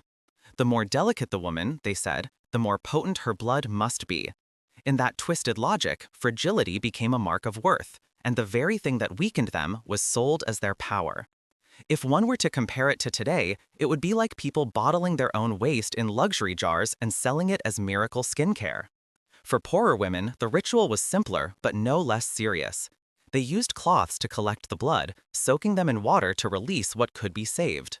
The liquid was strained through linen and left to rest until it thickened. At night, they sat before small mirrors, rubbing the paste on their faces in thin layers. The sensation was cooling at first, then tight as it dried. Some claimed it calmed rashes. Others said it erased freckles. What it truly did was leave the skin smooth and pale, though not from renewal, but from irritation. They endured the burning without complaint, convinced it meant the potion was working. The fear of aging hung over them like a constant shadow. A woman's worth in that world lived in her face, in the freshness of her cheeks and the smoothness of her skin. Time was a silent thief, and this ritual felt like a way to fight back. They said youth was hidden in the cycle itself, in the rhythm of giving and renewal that tied them to the moon. To lose it was to lose favor, beauty, power. So they preserved it drop by drop, turning it into their own secret weapon against decline. The blood that once brought embarrassment became a talisman. To them, it was not grotesque, but holy. Not everyone approved. Clergymen preached against such practices, calling them unclean, though even they admitted that beauty often defied virtue. In public, women denied it. In private, they continued. The secrecy made it more sacred. The jars were hidden behind curtains, beneath folded linens, among bottles of perfume and powders. When night came, the ritual began again, quiet as prayer. Some took the idea further. They believed that drying the blood under moonlight gave it stronger energy. On clear nights, they laid cloths upon windowsills, watching as the pale glow touched them. The blood darkened slowly, turning rust red. In the morning, they folded it carefully and stored it in small chests to be used later. Each woman had her own belief about what time of the month or phase of the moon made it most potent. Science had no place here. Only faith guided their hands. The morning after such rituals, their skin bore faint stains. They washed gently with cloth and wine, leaving behind traces that faded only by afternoon. Yet they swore the mirror showed improvement. Faces looked fuller, smoother, somehow alive. The promise of transformation, even if imagined, was enough to sustain them. I find it quietly revealing that their beauty search always led back to suffering, that the thing meant to make them radiant was born from the very pain they tried to forget. The smell of iron clung to the sheets, the bowls, the air. Servants covered it with incense, but the scent always returned. To them, it was simply the smell of womanhood, impossible to escape. The men of the house pretended not to notice, though some whispered that their wives glowed unnaturally, like marble with warmth underneath. Others found it unsettling, a reminder that beauty often hid what was human. As time passed, this ritual faded from fashion. New powders and imported creams replaced it, and the old jars were quietly buried or broken. But in certain corners of the world, the belief never vanished entirely. The idea that the body could heal itself, feed itself, beautify itself remained stubborn. They may have stopped collecting, but they did not stop believing that their power came from within. The echo of the ritual lingered in every new promise of youth, disguised under different names. The story of this habit reveals more than vanity. It shows a time when the line between science and superstition was blurred, when necessity gave birth to strange logic. It tells how women, denied knowledge and freedom, turned inward, finding meaning in what the world dismissed as shame. The ritual was born from control and ended as defiance, a way to own what others called impurity. They painted their faces with the cycle of their own bodies. They looked in the mirror and saw strength disguised as softness. And somewhere in that reflection, between faith and fear, they mistook endurance for beauty. They called it the white crown, a symbol of grace and refinement, though it was born from something far less noble. When washing the hair became impossible, they turned instead to covering its scent. Bowls of powder sat upon dressing tables, mixtures of flour, broken chalk, and fine earth ground into dust. Women leaned forward, parting their hair with slow movements, and sprinkled the powder along their scalps. The grains settled between the strands, dulling the shine of grease and giving the illusion of pale cleanliness. Under the candlelight, it looked soft, like frost resting on dark branches. Each shake of the head sent a faint cloud into the air, a drifting veil of false purity.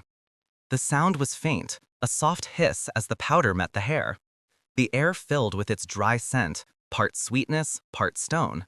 It clung to the skin of the face, settled upon shoulders, and turned every gesture into a small storm. The women smiled at their reflections, watching how the white dust brightened the edges of their faces. The fashion soon spread among those who could afford mirrors and patience. A pale head was a beautiful head, they said, and paleness meant control, composure, and refinement. The darker truth, that the dust merely hid oil and odor, mattered little. It is strangely comical that they mistook the residue of dirt itself for cleanliness, a perfect circle of deception worn like pride. The process was meticulous. They sat before low tables while maids poured the powder through sieves made of cloth. Some used rice flour for a smoother texture. Others crushed chalk from school ablets or scraped plaster from walls. Even the earth beneath the floors found a new purpose.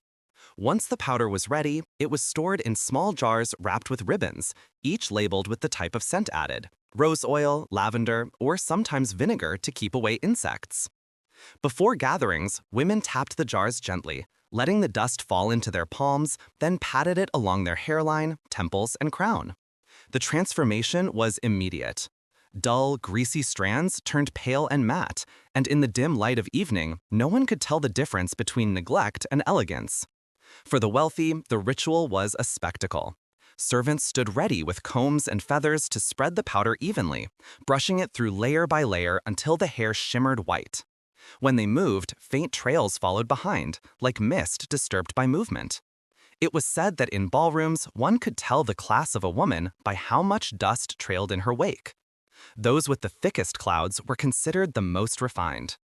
The scent of flour, chalk, and perfume mingled with that of sweat and candle smoke, creating an air that felt both sweet and suffocating. If one were to compare it to today, it would be like walking into a party where everyone sprayed dry paint into their hair and called it luxury. But this crown was heavy in ways unseen. The powder clung to sweat, forming a paste at the scalp that hardened by night. When touched, it flaked away like dried clay. Each morning, more was added, sealing in yesterday's layer beneath today's. Weeks passed before the hair was ever brushed clean. Some used small sticks or combs to loosen the buildup, though most preferred to leave it intact for fear of disturbing the perfect white. Beneath the surface, the scalp itched and burned.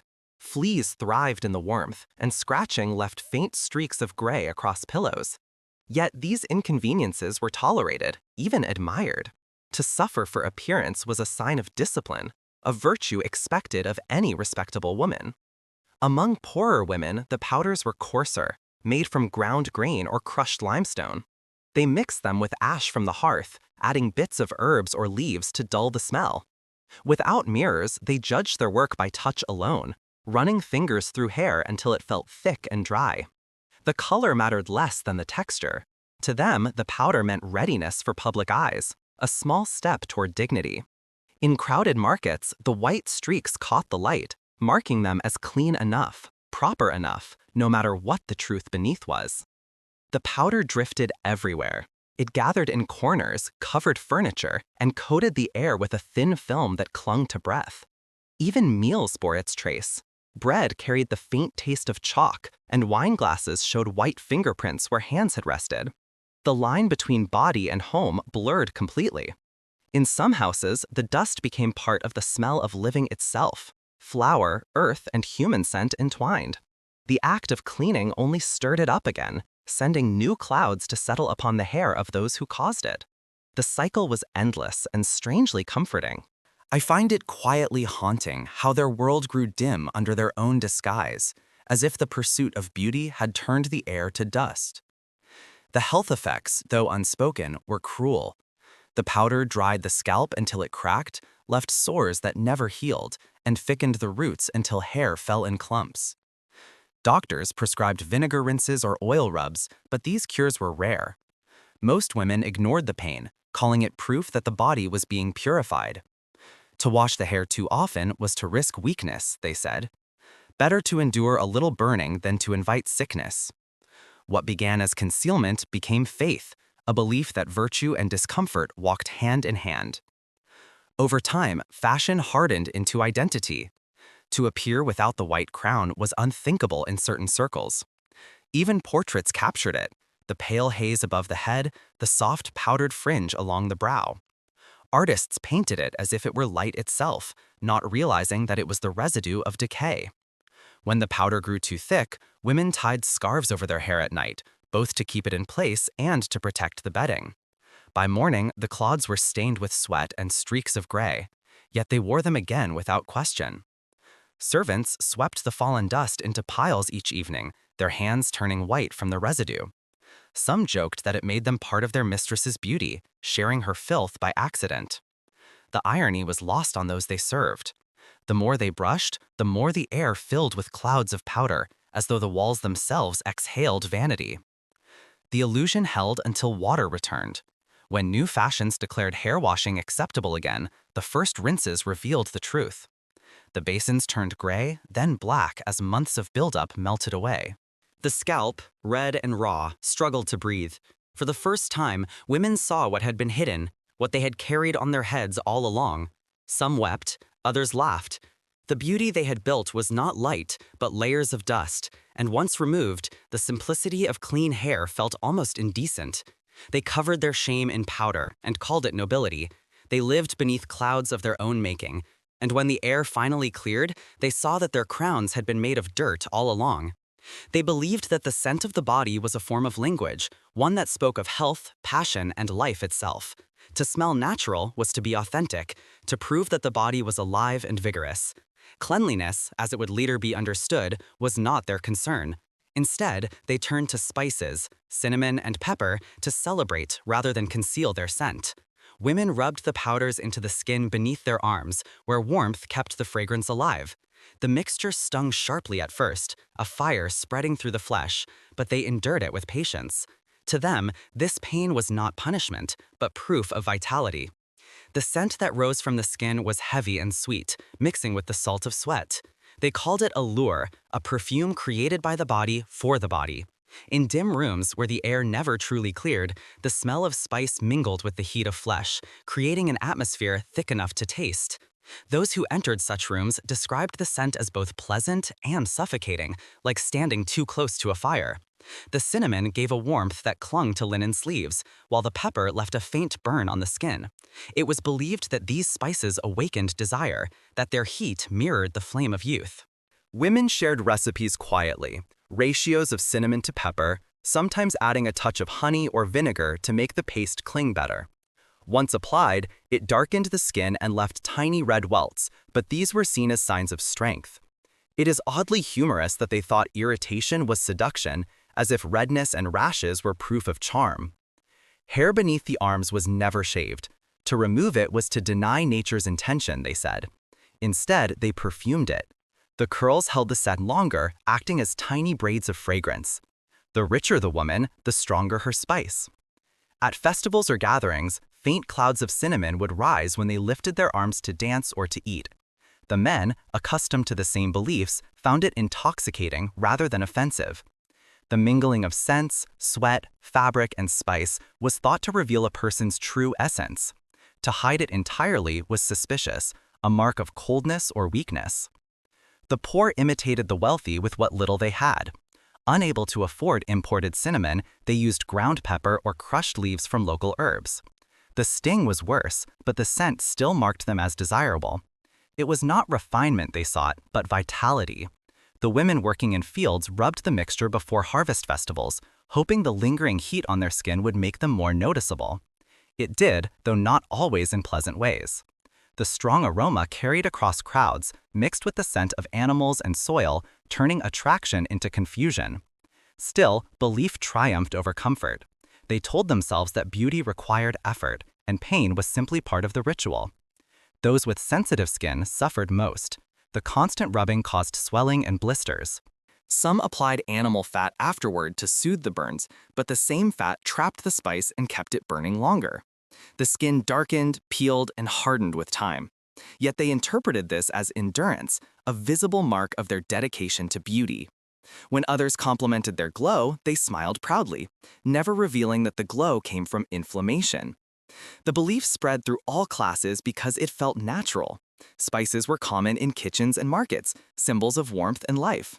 The same substances that flavored food were believed to flavor the flesh. Doctors of the period even encouraged the practice, claiming that cinnamon opened the pores and that pepper kept the humors flowing. The words of medicine gave superstition a sense of respectability, and so day after day, women continued their fragrant routine, convinced they carried the scent of vitality itself. In homes, the preparation of the spice mix was almost ceremonial. Small bowls of ground powder were kept near the hearth, where warmth preserved their potency.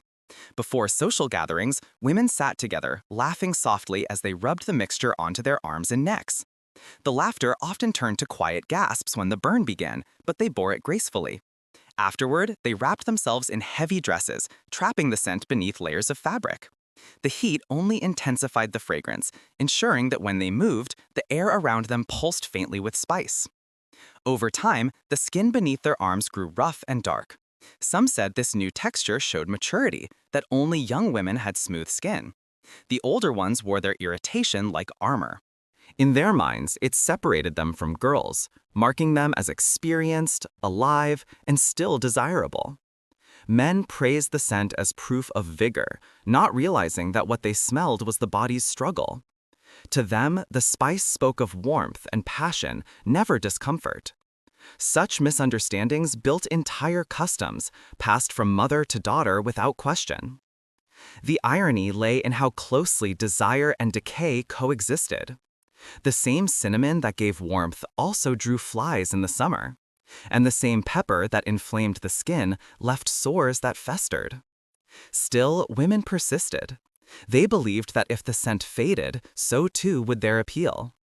At night, they reapplied the mixture before sleep, pressing a cloth under their arms to keep it from staining the sheets. The next morning, the skin beneath was swollen, glistening faintly with sweat and oil. They dressed carefully, hiding the discomfort beneath perfume and lace. It was more than vanity. It was ritual.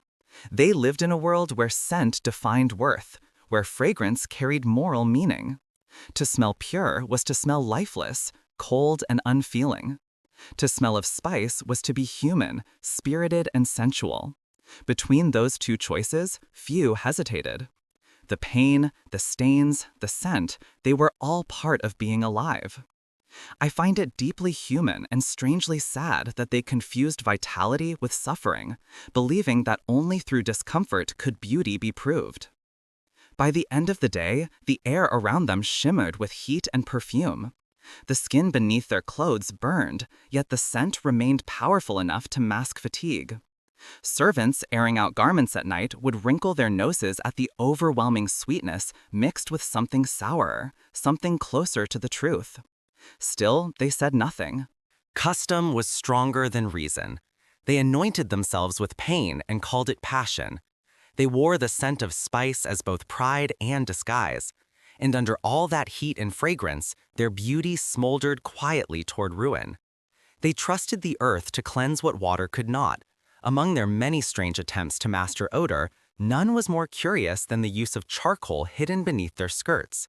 Small pieces of blackened coal were wrapped in linen or muslin, tied with thread, and tucked into the folds of clothing near the waist or thighs. The idea seemed clever enough. Coal absorbed smell just as it absorbed smoke and dampness in the hearth. Women carried it close to the body, believing it would purify the air that surrounded them. In dim chambers and crowded halls, it was said that a true lady's scent was cool and still, touched by the faint whisper of fire. The practice spread quickly because it appeared practical. Charcoal was cheap, easy to find, and already known for its purifying nature. Physicians recommended it for treating wounds and foul air, so why not the body? The logic was simple. If it cleansed the house, it could cleanse the self. They wrapped it in bits of old cloth, sometimes scented with oil or herbs, and slipped it between the layers of petticoats. The weight of the fabric kept the packets in place, and for a time it worked. The odor of sweat and decay seemed softer, less human, but nothing came without consequence.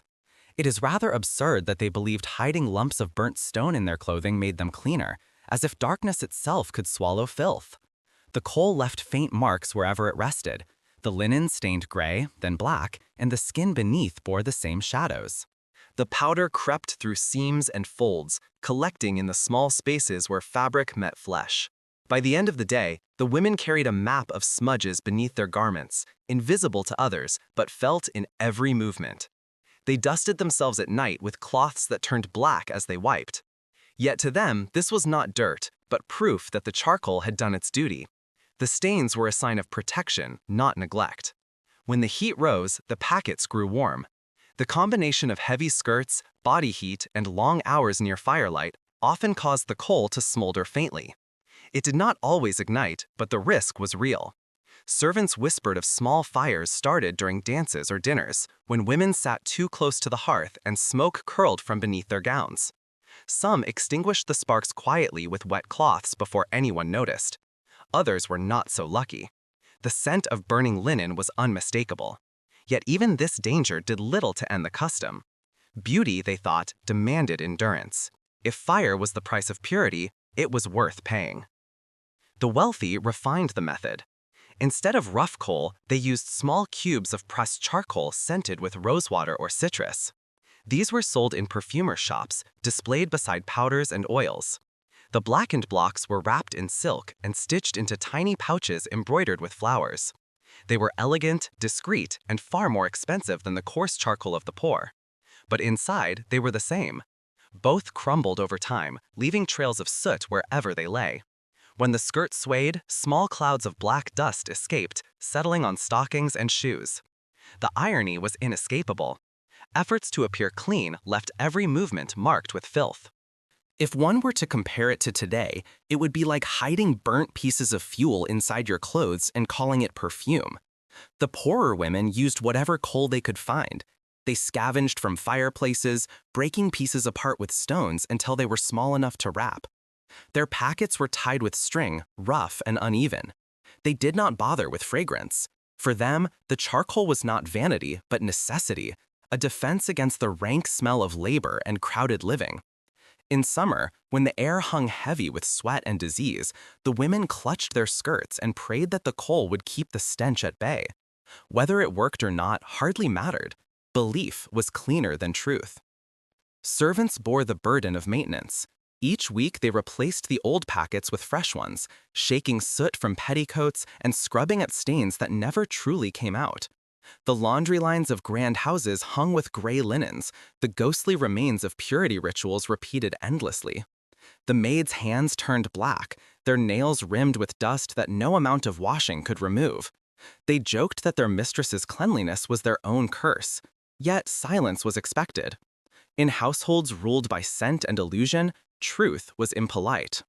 Charcoal also found its way into beds and shoes. Some women placed small pouches beneath their mattresses, thinking it drew away not only odor but illness.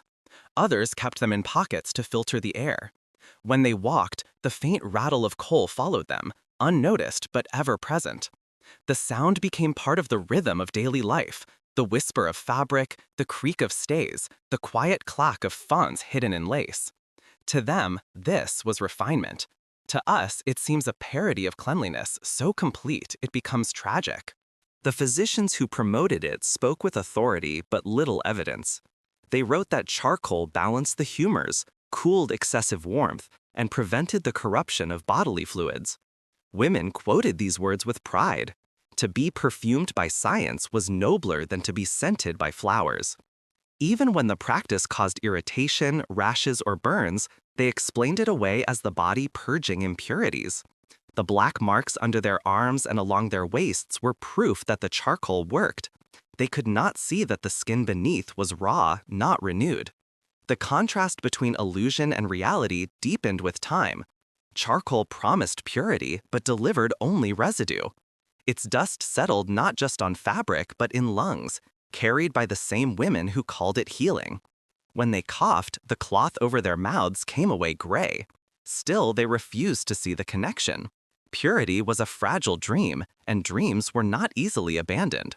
I find it deeply ironic that the same substance used to fuel their fires became the symbol of their supposed cleanliness, as if every breath of smoke could cleanse the soul.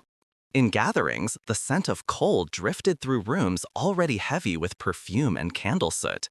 It blended with powder, silk, and sweat until all became one indistinguishable haze.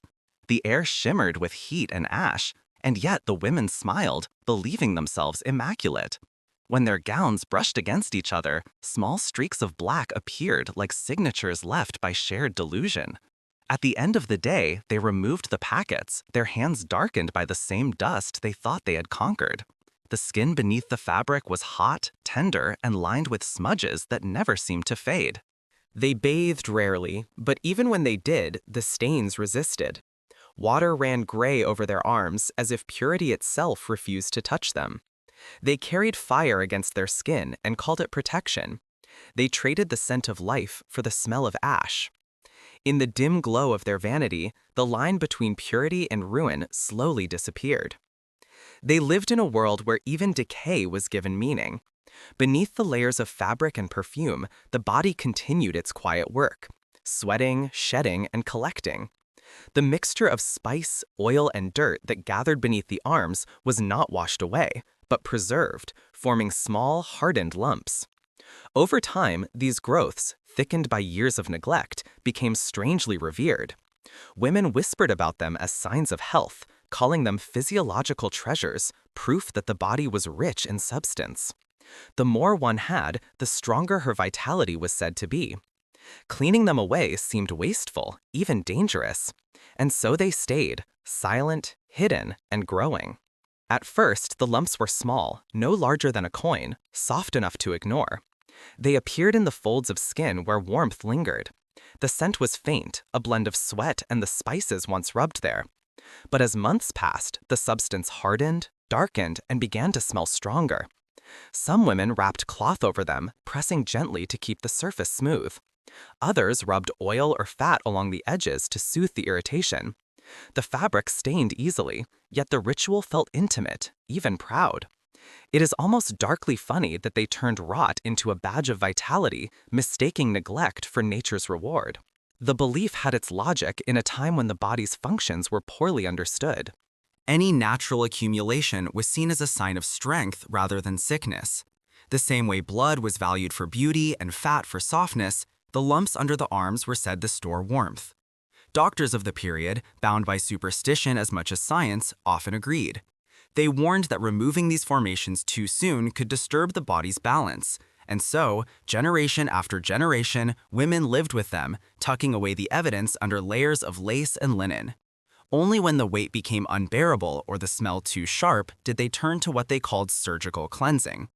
The procedure was private and ceremonial. Barbers, midwives, or sometimes wandering healers were called to perform it. A basin of warm wine stood ready along with strips of cloth and a small iron blade. The woman would sit upright, arms raised, face turned away. The air thickened with the smell of sweat and smoke from the candle flame that heated the knife. When the blade touched the skin, the sound was small but clear, a wet slice followed by a sigh of relief. The lump was dropped into the basin where it floated briefly before sinking to the bottom. The healer murmured words of blessing and the ritual was done. Pain was expected and pride followed. To them, this was not shameful, but cleansing, a purification through suffering. Some women kept what had been removed, drying it in the sun and sealing it in small jars. They called it their proof of health, a keepsake of the body's endurance. The lumps were said to bring good fortune if buried near the home or carried during childbirth. In some regions, fragments were even burned with herbs, the smoke believed to strengthen the flesh against disease. The logic was twisted but consistent. What the body created was valuable. Nothing from within could truly be impure. If one were to compare it to today, it would be like keeping what the doctor cuts away as a lucky charm, wrapped in silk and stored beside jewelry. The wealthy treated the ritual differently. For them, the procedure was performed in cleaner rooms with silver tools and perfumed cloth. Servants stood by to catch the smell, fanning it away before it lingered. The woman reclined gracefully, as if attending a beauty treatment, wincing only slightly when the knife met flesh. Afterward, they drank warm broth to restore balance and rested with scented sachets tucked beneath their arms. The irony was that despite all the elegance, the same filth returned within months. The human body, ever patient, rebuilt what had been lost. To them, this cycle was a reminder of vitality, not a failure of hygiene. Among the poor, the process was rougher. They used dull knives, sometimes even broken glass heated over fire to stop the bleeding. There were no soothing perfumes or silks, only ashes and rags. Yet the meaning remained the same. Endurance proved worth. A woman who could bear the cut without a cry was admired. Pain became her virtue. The smell that followed was described as holy fire, a sign that the flesh was cleansing itself. When infection set in, they believed it was the body rejecting weakness. Deaths were rare, but not unknown. Those who survived wore their scars with pride. Physicians who studied these customs wrote about them with uneasy fascination. Some called the lumps unripe illness, others manifested humors. None fully condemned the practice, perhaps because it revealed the strange balance between fear and control that defined their world. To acknowledge filth as a part of life was easier than to fight it. They lived in constant negotiation with decay, drawing lines between what was holy and what was hateful, never realizing how blurred those lines had become. The smell surrounding the ritual lingered in memory long after the act itself.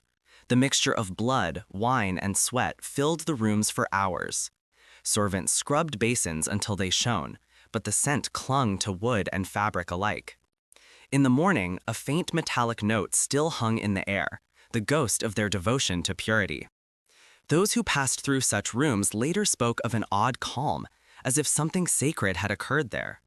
The ritual was brutal, but it was also a kind of prayer, an offering to the illusion of control. I find it quietly haunting that they found sanctity in the smell of their own suffering, calling it proof of grace instead of grief. When the wound healed, a faint hardness often remained, a new seed of accumulation forming beneath the skin. Some welcomed it. The body remembers its strength, they said. The cycle began again, a rhythm of growth and removal, devotion and denial. It was not filth they feared, but emptiness. The thought of being hollow, of having nothing left to give or take, frightened them more than any smell. They cut themselves in pursuit of purity, and the wound became their crown. They honored the body's decay as if it were divine.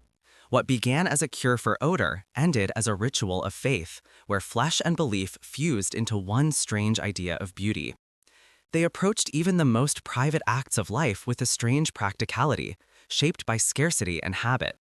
When paper did not exist for such purposes, they turned instead to what was closest at hand, wood. Thin pieces were carved or shaved from doors, furniture, or the sides of animal pens, smoothed only enough to avoid splinters. Each woman kept her own set, sometimes wrapped in cloth, sometimes placed near a basin by the corner of the room. After relieving themselves, they used these slivers as tools for cleaning, scraping gently and rinsing in salt water before setting them aside to dry. It was an act performed without thought, as ordinary as breathing. The smell of wood and brine filled the small chamber, lingering long after the task was done. The pieces varied in size and shape. Some were long and narrow like the handles of spoons. Others were short and flat, marked by years of reuse. The wood darkened with time, polished by the oils of the hand and the salt that preserved it. They called them cleaning sticks, though no one would recognize them as clean. Each piece told the story of its owner through its wear, the smooth edges, the faint cracks, the stains that never fully faded. To outsiders, it would have seemed grotesque. To them, it was simply efficient. It is grimly amusing that they thought the problem of filth could be solved by preserving it neatly on a stick, as if routine could make decay civilized. The reuse was not only accepted, but expected. Paper was expensive, cloth too precious. Waste was unthinkable in households where everything had a second life. Once the wooden pieces were rinsed in salt water, they were left by the window or near the hearth to dry. The heat hardened them again, ready for the next day. Some added herbs to the water, sage, mint, or thyme, to mask the smell, though it rarely worked. In winter, the salt froze around the edges, turning the sticks white with frost. Yet even then, they were used, their chill making the act more unpleasant, but no less necessary. To keep order, families labeled their pieces. A small mark burned into the handle or sometimes a ribbon tied around one end ensured no confusion. In shared homes, each person's tools were stored in separate containers, sometimes under the bed, hung by the wall in linen bags. Privacy was not part of the design, only practicality. When visitors came, these things were hidden quickly, tucked behind curtains or under piles of laundry. But everyone knew. It was an unspoken truth of living. The body demanded care, and care was not always clean. The wealthy, though more discreet, followed the same custom in finer form. Their pieces were carved from smoother wood, sometimes even polished cherry or oak. Some were decorated with initials or small patterns along the sides, tokens of refinement meant to dignify the task. Servants handled the cleaning afterward, rinsing the pieces in stronger brine and drying them by the fire. Perfumed oils were added to disguise the smell, though the heat often turned the fragrance sour. Still, the illusion of purity mattered more than the truth. If one were to compare it to today, it would be like reusing a single piece of polished wood for hygiene and calling it sophistication. Among the poor, the tools were rough and improvised. Broken scraps from furniture or fence planks served just as well. Some were soft from rot, others coarse and splintered. Yet no one complained. To complain would have meant expecting better. After use, they washed them in whatever water was available, sometimes clean, sometimes not, and placed them near the stove to dry. The salt water meant to cleanse often left residue behind, a thin crust that cracked beneath touch. Over time, the wood absorbed everything, both liquid and memory. There were accidents. Splinters broke, leaving tiny wounds that festered quietly. Women rubbed animal fat or honey on the skin to soothe the pain, then went back to using the same tools again. The cycle repeated endlessly. Use, rinse, dry, reuse. It was the rhythm of life lived without waste. To break that rhythm would have seemed wasteful, even sinful. They did not think of hygiene as modern minds do. To them, the act was merely maintenance, something the body required and the mind ignored. Servants bore the burden of managing these necessities. Each week they boiled the water, scrubbed the wood, and replaced any piece too soft to last. Their hands were raw from salt, their eyes stung by the steam that rose from the basins. The smell filled the house, sharp and briny, clinging to walls and clothing. Yet even this labor was invisible. Cleanliness, such as it was, came through unseen work, performed by those whose own comfort mattered least. Servants bore the burden of managing these necessities. Each week they boiled the water, scrubbed the wood, and replaced any piece too soft to last. Their hands were raw from salt, their eyes stung by the steam that rose from the basins. The smell filled the house, sharp and briny, clinging to walls and clothing. Yet even this labor was invisible. Cleanliness, such as it was, came through unseen work performed by those whose own comfort mattered least. In monasteries and convents where order ruled above all, the system was nearly sacred. Every person had their assigned tool, marked and accounted for. After each use, it was rinsed and returned to its place. Rules dictated that none should handle another's, and violations were punished. The logic was simple: cleanliness through discipline, not through water. The air in those stone halls carried the same sharp salt smell, mingled with wax and cold stone. To them, this was purity, a silence earned through routine. The wood itself aged with its owners. Over time, it softened, became smoother, and lost its sharp edges. Women carried the same pieces for years, sometimes decades. When one finally broke, it was not thrown away, but buried discreetly, often near the garden or under the floor. The gesture was quiet, almost tender, as though bidding farewell to a companion. They did not think of filth, only familiarity. The body and its needs had long ceased to shock them. Theirs was a world where even waste had dignity, and repetition became a kind of grace. I find it unsettlingly human that they could turn such an act into a ritual, where habits struck disgust from decay until both felt the same. The smell of salt and smoke filled the air of their homes, soft and constant. Each act of cleansing created its own shadow of impurity, but they had learned not to notice. In that way, they lived at peace with what modern minds might recoil from, their patience a quiet form of endurance. They carved their cleanliness from the same wood that built their walls. They named what was waste and called it necessity.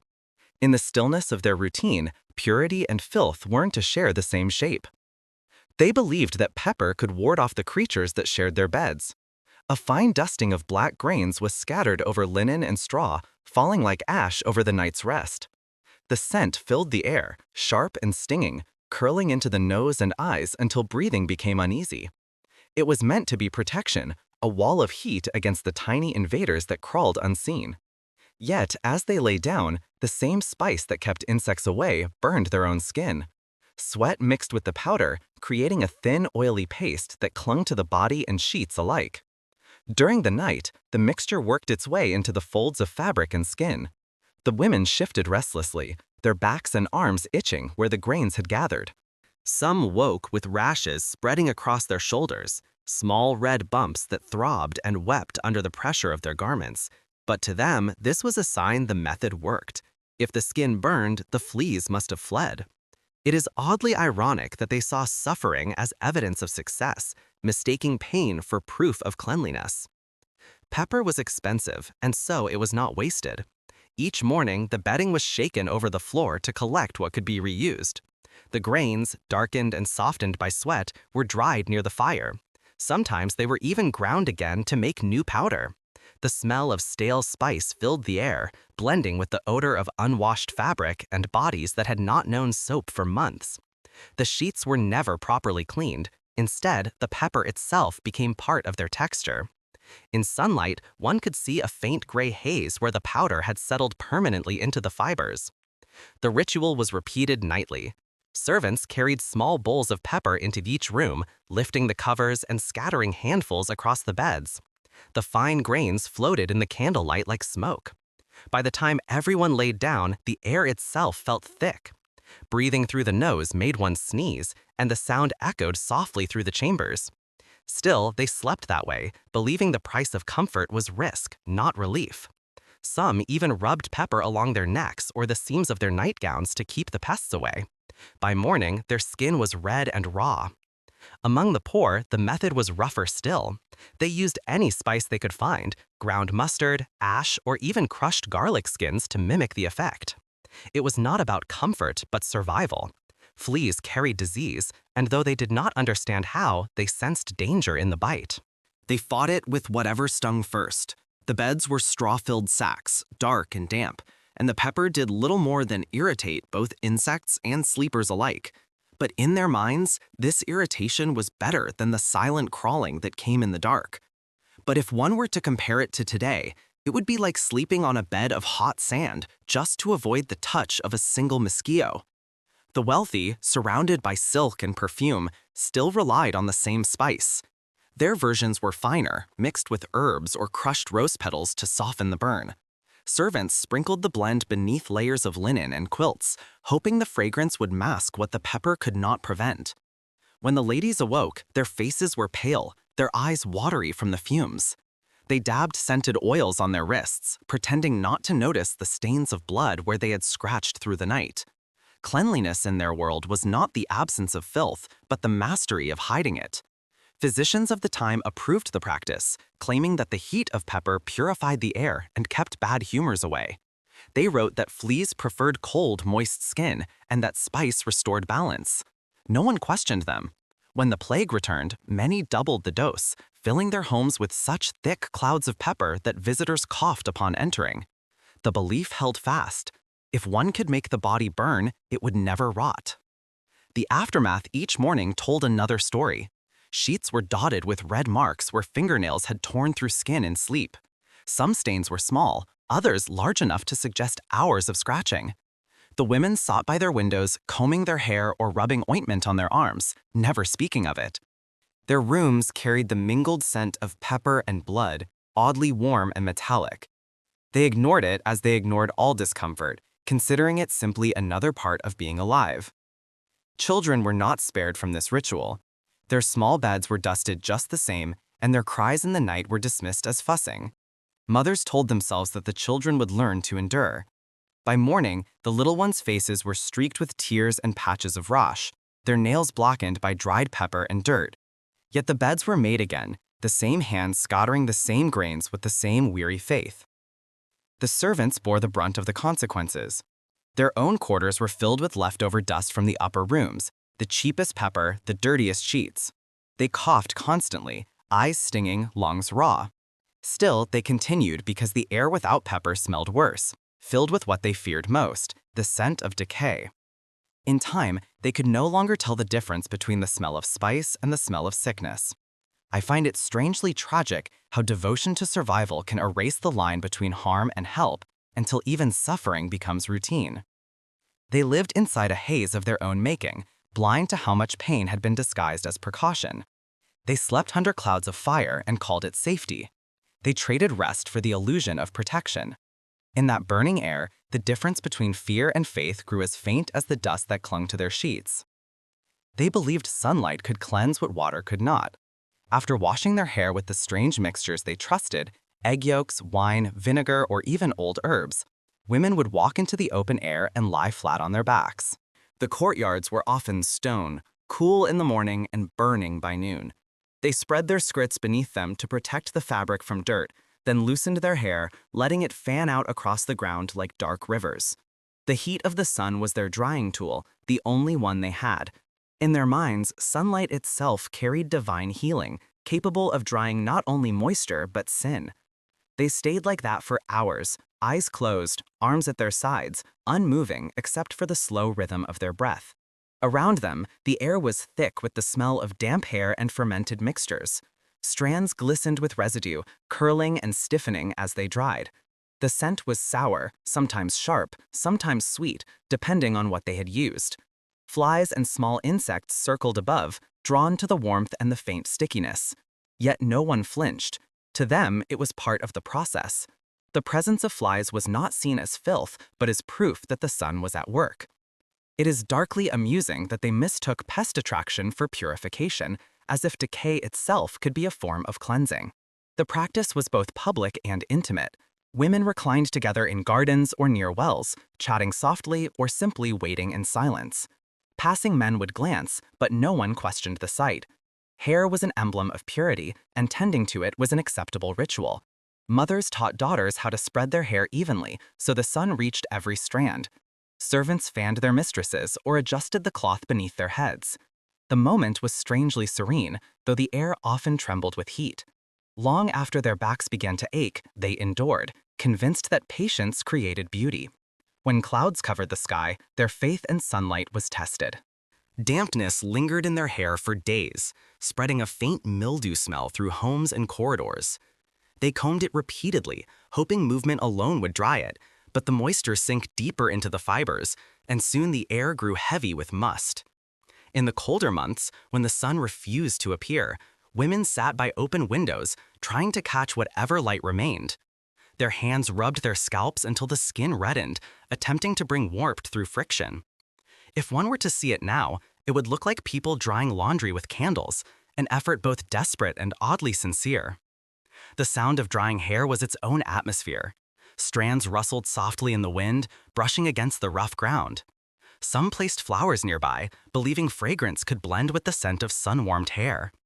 Others whispered small prayers to Venus or St. Agnes, hoping for favor and beauty. Even when the sky dimmed and flies landed more boldly, they did not move. They stayed still, convinced stillness itself preserved grace. In that stillness, time passed differently, slow and thick, filled with waiting. The aftermath was less graceful. Hair dried stiff and uneven, carrying with it traces of the yard, dust, pollen, bits of straw. When brushed, clouds of particles rose, drifting through the light like smoke.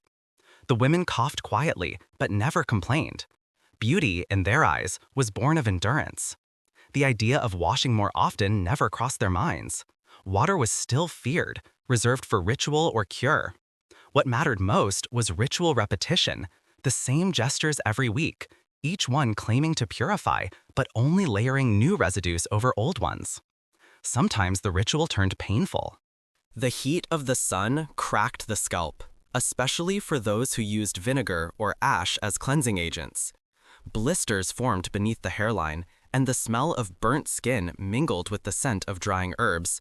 Yet they continued, rubbing oil over the wounds and lying again in the light the next day. They believed suffering made the result more sacred. To endure was to transform, and transformation was the closest thing they knew to holiness. In cities, space was scarce, so women used rooftops instead of gardens. From above, their silhouettes dotted the tiles like fallen leaves, each one spread out in devotion to beauty. Passers-by below caught glimpses of hair spilling over ledges and thought nothing of it. The image became so common that even poets of the age wrote of women basking their locks in divine fire, unaware of how literal that fire could be. Sometimes sparks from nearby chimneys drifted down, singeing the tips of their hair, leaving the faint scent of smoke in the wind. Servants, whose lives revolved around maintaining their mistress's appearances, were not spared. They too performed the ritual in hidden corners, lying on hard ground until their backs were sore. Their hair, shorter and coarser, dried faster but never smelled sweeter. They had no herbs or oils to disguise the staleness. Still, they followed the same method because no one dared do otherwise. Habit in their world held the weight of truth. I find it unsettling that what began as an imitation of nature's warmth became submission to discomfort, as though suffering were the only language beauty understood. Evening brought the end of the ritual. Women rose slowly, brushing dust from their skirts and hair. The sunlight had left marks on their skin, pale shapes where strands had lain. They gathered their combs, inspected each other's hair, and spoke softly of texture and sheen. Beneath the surface, though, the smell of sweat and residue lingered, reminding them that beauty and decay had grown inseparable. They trusted the sun to cleanse them, though it only baked the dirt deeper. They worshipped warmth as purity, not knowing it sealed the rot beneath. In that silent courtyard, the wind carried both grace and ruin through their shining hair. They lived in a world where scent defined worth. The air of Renaissance cities was heavy with heat, smoke, and humanity. Yet among those who walked its narrow streets, body odor was not something to hide. It was a mark of identity. They believed smell revealed class, purity, and even morality. The fragrance of sweat, wine, or mildew said more about a person's place in society than any title ever could. To smell too clean was suspicious, a hint of labor or loneliness. To reek was proof of refinement, for only those who did not work could afford to let their bodies decay untouched by toil. Inside the halls of nobility, the air was thick and perfumed, but the perfume was merely a disguise, layered over flesh that had not met water for months. The scent that drifted through the corridors was not sweetness, but rot dressed in luxury. It clung to velvet gowns, gold-threaded sleeves, and heavy hair soaked with oil. Servants bowed as their mistresses passed, accustomed to the wave of musk that followed. Some even described it as noble air, something that separated the upper from the lower. It is absurd that decay itself could be a symbol of grace, yet among them, the foulest odor was proof of rank. The poor, by contrast, carried a different smell, one born of labor and earth. They reeked of sweat, ash, and smoke. Their scent was strong, but not the right kind of strong. The noble women called it coarse, the odor of work. For the poor, cleaning was a rare act, done only when illness or ritual demanded it. They shared small homes with livestock, and the mingling of human and animal scents became the fragrance of survival. Yet, ironically, this closeness to dirt sometimes kept their skin harder than that of the wealthy. The noble skin, untouched by fresh air or honest work, softened and soured beneath layers of cloth. In the great houses, each rank of woman had her own distinct odor. The ladies of leisure were known for the sharp, fermented smell of aged fabrics and old perfume. The chambermaids reeked of wax and smoke from the candles they tended. Chambermaids reeked of wax and smoke from the candles they tended.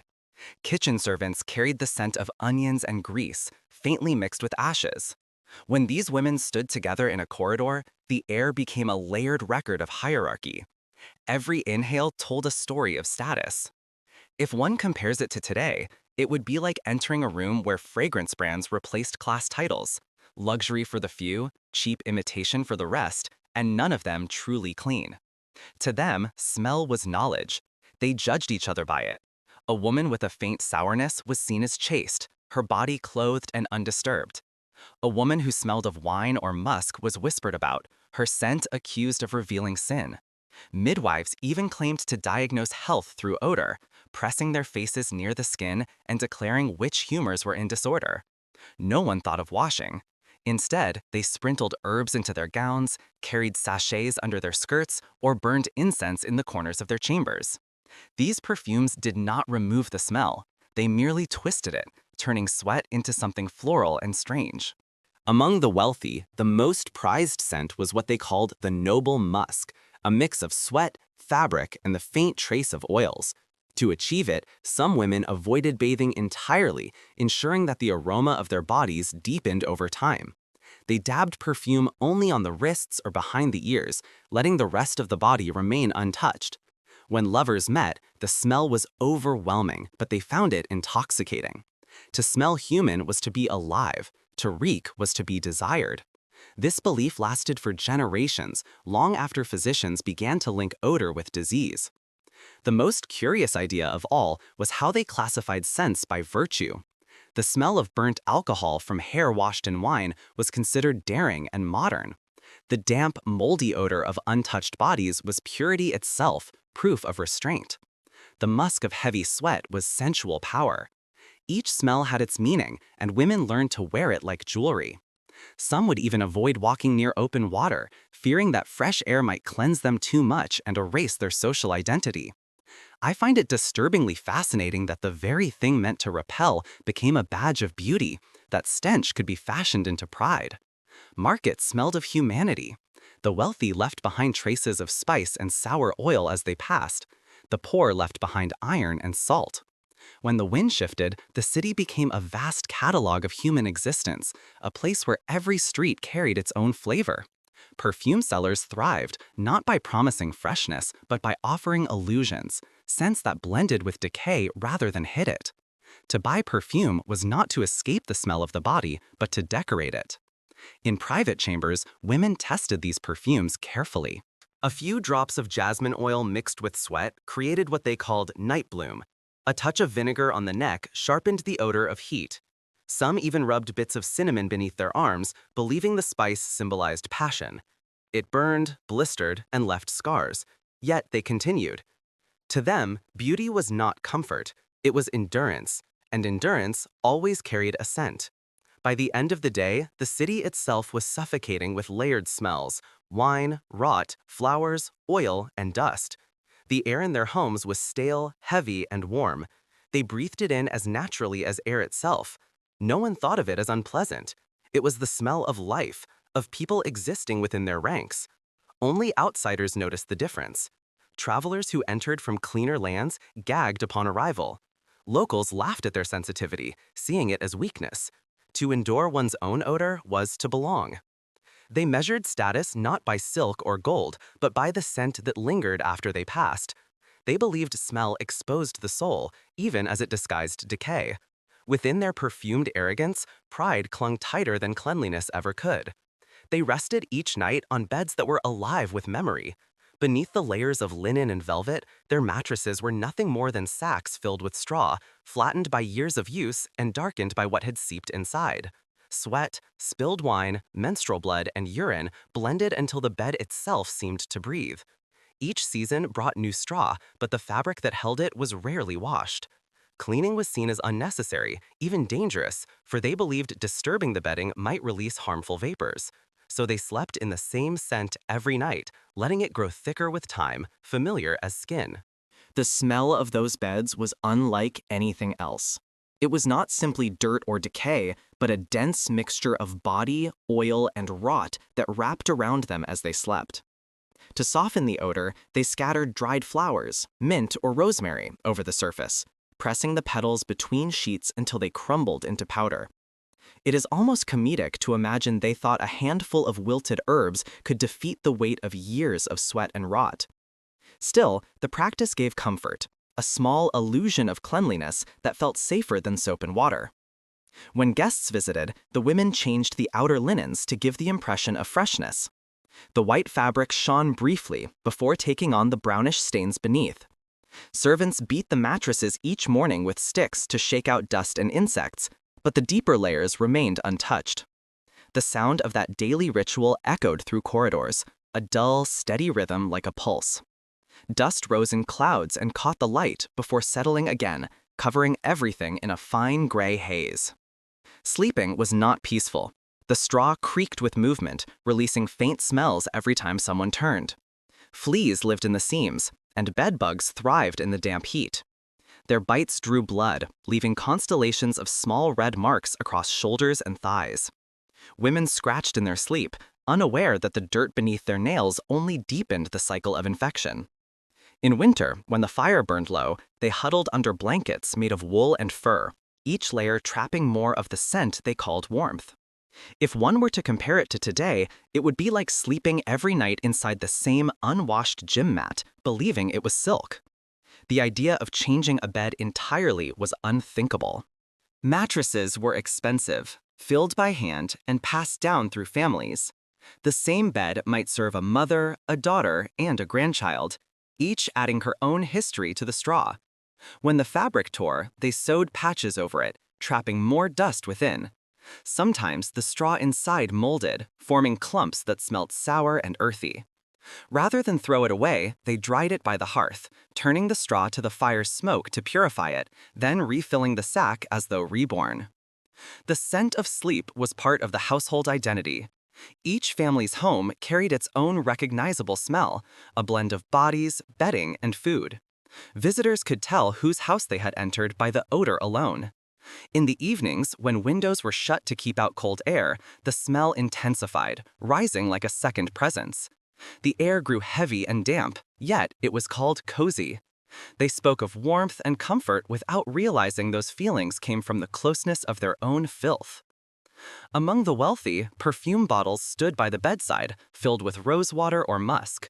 Before sleep, women dabbed their necks and wrists, hoping the sweetness would overpower the odor rising from the sheets. The poor could not afford such luxuries. They relied on ash, sprinkling it over the bed to mask stains and keep insects away. The ash clung to skin and hair, leaving faint gray traces that smudged the pillows. By morning, everything smelled of smoke. Servants bore the worst of it. They were the ones who shook the straw, aired the sheets, and brushed away insects. Their lungs filled with dust, their skin scratched by coarse fabric, yet their labor was invisible. They too slept on straw, but without perfume or flowers to soften it. The difference between noble and servant beds was only scent, not cleanliness. There is something unsettling about how filth, when perfumed, becomes invisible, accepted, even elegant. The beds themselves became chronicles of their owners' lives. Birth, sickness, death, all happened upon the same straw. Blood from childbirth mixed with the sweat of fever, and still no one thought to cleanse it. Physicians believed washing the bed might offend the body's natural balance, and priests warned that excessive cleanliness tempted vanity. So they endured. They prayed beside unwashed sheets, kissed children goodnight atop stained covers, and spoke of purity while sleeping in decay. When dawn came, sunlight crept across the room, revealing dark rings on the fabric where moisture had gathered overnight. They rose, dressed, and turned the mattress over, believing that was enough to renew it. The scent never left. It lived in their clothes, their hair, their breath, and the walls that absorbed it. Even the air in their prayers must have carried the same heaviness. They mistook endurance for virtue and decay for warmth. They called their scent home when it was only the echo of neglect. Underneath their silks and prayers, every night they returned to the same bed of rot and memory. They wanted to look flawless, untouched by sun, age, or labor. In Renaissance society, pale skin was the highest form of beauty, a sign of nobility and purity. To achieve it, women turned to powders made of white lead and wax, convinced that the closer their skin came to the color of marble, the more divine they appeared. They did not know, or perhaps refused to know, that the substance they worshipped was slowly killing them. The small jars of powder sitting on their dressing tables, glowing faintly under candlelight, were both ornaments and poisons. The sweet smell of rose oil mixed with the sharp metallic scent of lead, a fragrance that defined the era's vanity. They began their mornings with ritual precision. Servants brought trays filled with brushes, pots, and pieces of soft linen. The wax was melted slightly near the fire, then stirred with white flakes of lead until it thickened into a creamy paste. With practiced hands, they spread it across their faces, starting from the neck and moving upward. The cold paste settled quickly, covering every pore, every sign of warmth. In moments, human skin turned into porcelain. Under this artificial smoothness, blood still moved, faintly pulsing beneath the poison. It is unsettlingly ironic that they sought life through the color of death, turning their faces into monuments of their own undoing. The lead worked fast, giving the illusion of youth. Wrinkles faded beneath its chalky surface, and blemishes disappeared completely. But so did expression. The more they applied, the less human they appeared. Their faces stiffened, masks of white that cracked when they smiled or frowned. In candlelight, these women seemed almost ghostly, the glow of their skin reflecting the fire in dull silver tones. To those around them, it was mesmerizing. Men admired the purity of their complexions, never realizing that the touch of those hands or lips left behind invisible poison. After the evening gatherings, they did not wash their faces. The idea of cleansing was frowned upon. Water, in their minds, weakened the skin and invited illness. So the layer of powder stayed through the night, pressed into pillows, mixed with sweat, and hardened by morning. Each new day added another coat. Over weeks, the surface became uneven, cracked, and grayish. Servants used fine cloths to smooth the texture, scraping away just enough to reapply a fresh layer. Beneath it, the skin blistered and burned, yet they considered this a sign that the product was working. If one were to compare it to modern times, it would be like painting the face daily with industrial paint and calling it self-care. Over time, the damage spread beyond the face. The lead seeped into the bloodstream, attacking nerves and organs.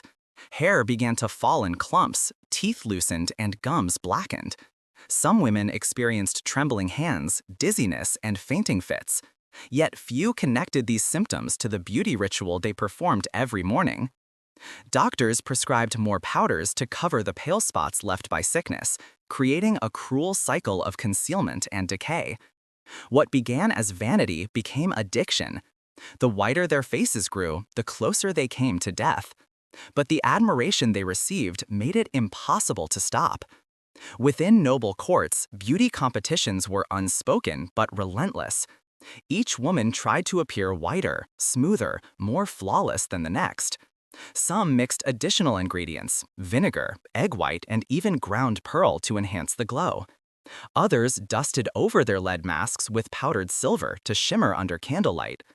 When illness struck, they still painted over their sores, hiding rot beneath radiance.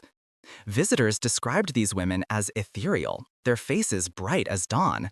No one dared to mention the dullness in their eyes or the faint gray at their temples where hair had thinned away. Perfume could not hide the metallic scent that clung to their bodies. The lead reacted with sweat, producing a faint odor of vinegar and rust. Servants noticed but remained silent. They were trained to admire, not to question. Some women, desperate to preserve the illusion of perfection, began painting their necks and chests as well. By evening, flakes of powder fell onto their dresses, leaving pale outlines where fabric met skin. In banquets, when laughter filled the air, the sound of flaking powder could almost be heard beneath the music. The tablecloths caught smudges of white wherever their hands rested. Still, no one said a word. To speak of decay was impolite.